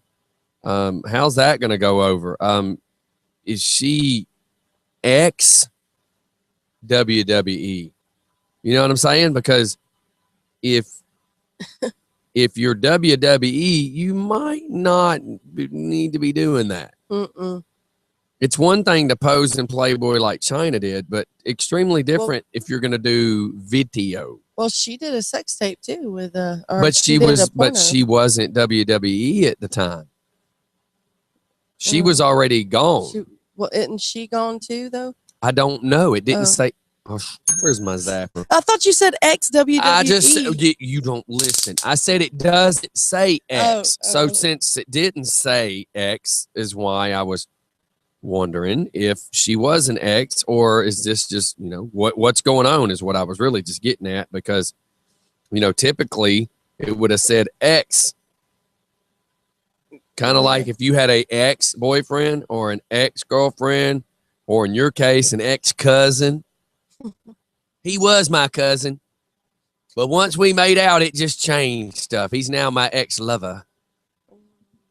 You're not talking. Anyway. What? So, what? You know, Bruce Jenner had his. Okay. You talk about that, and then I'm going to play the video. Had his Diane Sawyer interview. Well, before that, he had done a show with the Kardashians that was where he was talking to them about it. It just so happens that the Diane Sawyer came out first, and then they had this. The Keeping Up with Kardashians about Bruce part 1 was aired Sunday, and then part 2 was aired Monday night. And I didn't get part 2. I only got part 1. It was interesting, to say the least. You know, he was talking with all of the kids, and as crazy as it is, his biggest supporter is Kim. Kim Kardashian is his biggest. Well, she's just as messed up as he is. She should definitely be supporting him. And I have to say, because he was talking to Kris Jenner, and Kris Jenner was talking about how she never saw this coming. But as he was talking with the kids, every single one of the kids caught him cross-dressing. They caught him, they would find makeup, clothes. You know, at one point, one of his younger daughters, because I get Kylie and Kendall mixed up, actually said that they thought he was having an affair with a woman, and all this time it was actually his. So if the kids knew, Kris can't say that she didn't know. Yes. Hello, it was her clothes he was probably wearing. And it actually said that. Who do you think wore Kim Kardashian's clothes first to stretch out the butt for her? That's a joke, because her age is a whole lot bigger than his. Well, in part 2, towards the end, it actually showed Kim helping him pick out clothes, right, for her, and in it he says that he's not doing this for sexual purposes. He's not doing it because he is attracted to women or men, sorts to say. He says he doesn't know if he's going to be a lesbian. No, in the interview, he says he would have to be a lesbian because he's still attracted to women. He didn't say he was attracted to men. But in this show, The second one. Yes, in the second one, crap. he says that he doesn't know if he's going to be attracted to men once he has all his surgeries done. He says he'll have to see. He'll have to see how he feels. I don't want the paintbrush in my hand right now. When I'm about to, the image I'm painting in my mind, I don't want. This is more like a paint roller. I need to black out my image. But you know, and I know, if he has his stuff changed, he'll have to experience once to know if he liked it or not. Mm-hmm. And I don't like the image that's in my, because all I can see him is at the end of the Wheaties box running through the ribbon with his hands in the air. So after he experiments, is he going to go score and run through a ribbon? Or in his case, pink streamers? I'm sorry. Well, all I keep thinking about oxygen. I need oxygen. Is when I was watching the show, I believe it was part 1 where it was showing him in a pool, and he already had boobs. I mean, he has been getting shots for quite some time. Oh no, remember? no! This was when all the kids were smaller. This was like back. But he's already said that in the 80s he was already taking hormone shots. Yes. So and that he stopped them. That's my point. That means he was already. Hello. Yeah. So yes. Here's what gets me. Here's what gets me. If you are married and if you live with somebody for this amount of time, then how can this be all that surprising for you? Mm-hmm. I mean, hello. She was married to him. She was already watching the fact he didn't have to have his face shaved anymore. His eyebrows were done. His face was waxed all the time. His toenails were getting done all the time. His chest was, everything was already done. He would go and get manicures with her, because that How was did one she thing. never question it? How did she not know? And Chloe was even talking about her husband. No, Courtney is the one that's married to Scott. They were talking about how they all knew, but Scott didn't know. And Trust me, have you seen Scott? Scott knows. The gaydar went off. They know. Yeah, it's just all of the kids talking about it. And they said, on different occasions, they caught him dressed up as her because he still refers to her as she. They haven't said what his name or her name is going to be. And they were upset with him, though, because they thought that he was just cross-dressing and didn't know that he was actually going to be changing himself into a woman. Okay, well, I'm going to play the video now. Okay. And this is whatever it is to do with the Kris Jenner saying she didn't know. I never saw this coming in a gazillion years. Your truth isn't always the truth. You have a story to tell, but you tell it to people that can't contradict and say what the truth is. Sometimes it's much easier to talk to somebody that you're not going to hurt than, it's not easy. No, it's not. But you have to tell the truth. That's what I'm trying to do. For the first time in my life, I'm trying to tell the truth. Okay. I've been to every one of the kids, one at a time, bringing them out to Malibu, sitting them down, saying, this is the truth. You are the toughest one to talk to out of anybody, okay? Well, maybe it's because I'm the one you lied to the longest. Man, that's heated. I feel bad for the dude right there. Yeah. I feel bad for the dude right there because I know that when my wife got pregnant with Emmy, everybody in my family knew before my mother did because I won't tell my mom. I break the news to everybody, hoping they'll break the news to my mom because I don't want to. And anytime I've ever gotten in trouble or anything, like I just bought a Road King Told my dad. Your mom still doesn't know? I've not told my mother. Now, I have hoped she has seen the pictures on Facebook. Because I just don't tell my mother things because she's the one that gets disappointed or the one that gets hurt or the one that makes me feel bad, not because of her actions, but because of my actions. I feel bad because I'm the one that lied. I'm the one that hid it. I'm the one that deceived her. I'm the one that just point blank didn't tell her. So I feel bad for the dude right there. Listening to that, I feel bad for him because he said, I've already told all the kids. I tried to make sure everybody was okay. And when she said, I'm the one you lied to the longest, it makes sense because when you don't want to let somebody down or you don't want to hurt somebody, you avoid it. Whatever it is, you avoid the hell out of it because you don't want to hurt that person.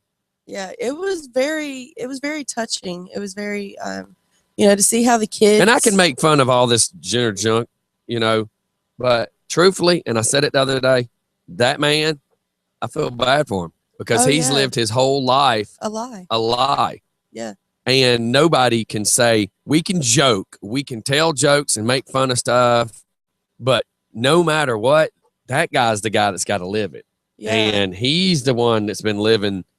He's been living a lie his whole life, and woo, just gosh darn. Yeah, he talked about on the show, the hardest thing for him to do was everybody was complaining about his hair, and I never saw this coming in a gazillion years. As I'm trying to stop this, there we go. People were telling him, like Kim.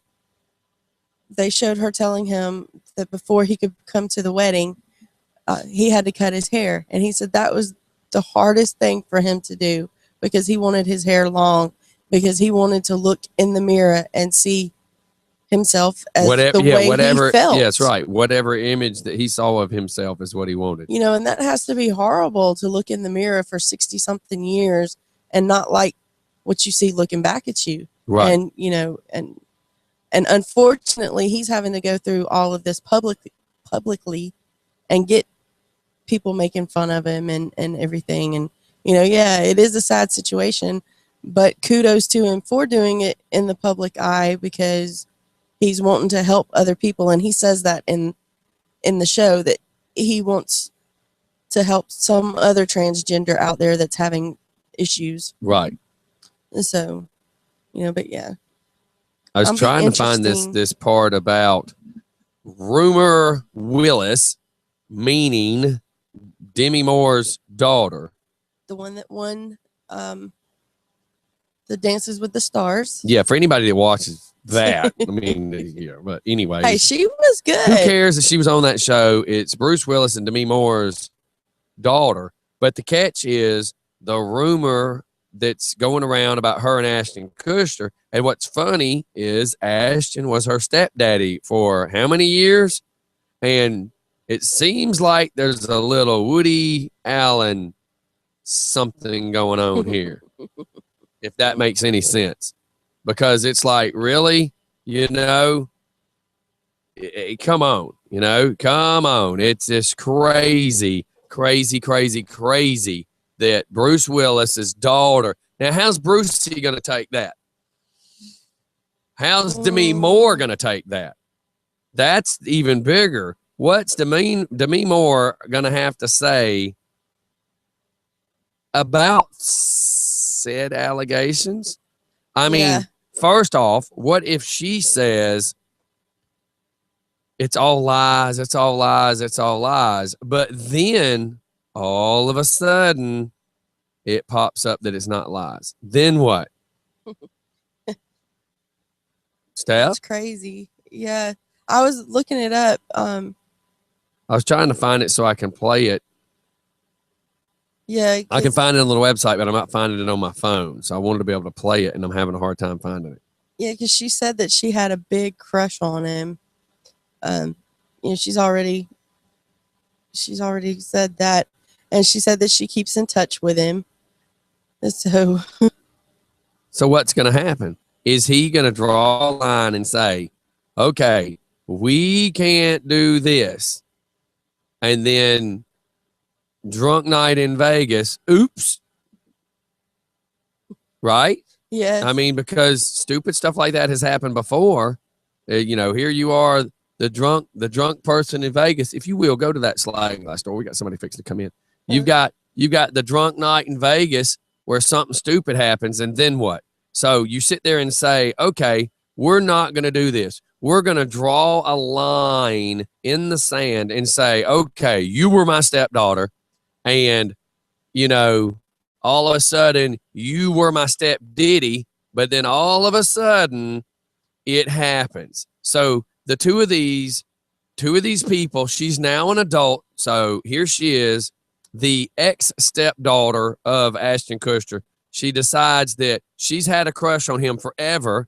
Now this is what he wants, you know, she wants to do. And what if it's more her with her little, not to say teeny bop crush, but she has the crush on Ashton Kutcher. And now all of a sudden she's pursuing him. And how's he going to react? Is he going to say, okay, you were once my stepdaughter, I'm not going to do this? Or is it going to be, how do I get drunk and do this and then regret it tomorrow? Yeah, and you know, he's with Mila Kunis, who played Jackie on. Yeah, and they have the child issue. Yeah. And now, has she had the child yet? Yes. She's okay, had the I was baby. lost. Yes. I was trying to see how old the baby was. But yes. How does she feel about it? But well, and again, I'm trying to find it. I found it on the .com. I'm not finding it on the phone, which I have the phone plugged in right now so that we could hear the report, but trying to find it, you know, it's funny. I'm finding stuff from last Friday, but I can't find that. Oh, how about this? Let's do this real quick. This is where Bill Cosby speaks out. You know, and I was gonna say, put those headphones up if you want. We got a new listener. I say a new listener. We have a guest in the house, and she actually is going to school to learn some of this. And that mic's actually on. If you'd like to introduce yourself. Good morning. I'm Olivia Davis. Get a little closer. Good You morning. can move it to you. Thank you. Yes, yeah. We had a phone call. A friend of ours named Roger that I've met through doing the stuff with Oz. I mean, me and Roger see each other all the time at all these events we do. And he reached out and says, hey, man, I got a friend of mine. I was like, man, send her over, you know, and she's going to school for this. So I said, this to give you a little bit of a taste of it, you know, and just let you see what we're about, see what it's about. Sorry, that's a little loud. Sorry, you know, I'm trying to run it through my phone. What has happened is when I had all this stuff done the first time and everything was wired right, and then I had to redo the computer, and now everything's a little off. But here is Bill Cosby's first time. You know, we've talked over months about it, and we haven't really heard a lot out of Bill about the allegations. But here's something pretty close. If a young person comes up to you and says, you know, my mom says you've done some bad things, how will you answer them? If they are pressing you, are you guilty? Did you do it? Are the allegations true? I'm not sure that they will come like that. I think that many of them say, well, you're a hypocrite. You say one thing, you say the other. My point is, okay, listen to me carefully. I'm telling you where the road is out. Now, you want to go here, or you want to be concerned about who's giving you the message? Are you concerned at all that, given the allegations, that may overshadow your message? I have been in this business 52 years, and I've never seen anything like this. And reality is the situation. And I can't speak. Some of your biggest supporters have said that they're concerned about your legacy. What would you like your legacy to be? I really know about what I'm going to do tomorrow.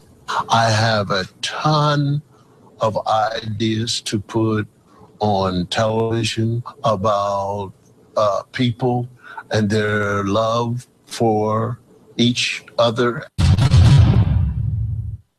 So that's just, you know, he didn't really answer anything. That's what I was about to say. But you know what? I still argue the fact that where the hell were these people 20 years ago? I mean, why wait till now to try to do this? Why have some of these people come forward now to make these allegations. If you felt that you were violated then, you should have said something then. Mm-hmm. You shouldn't have waited 20 years and now everybody wants to jump on the bandwagon. Come on.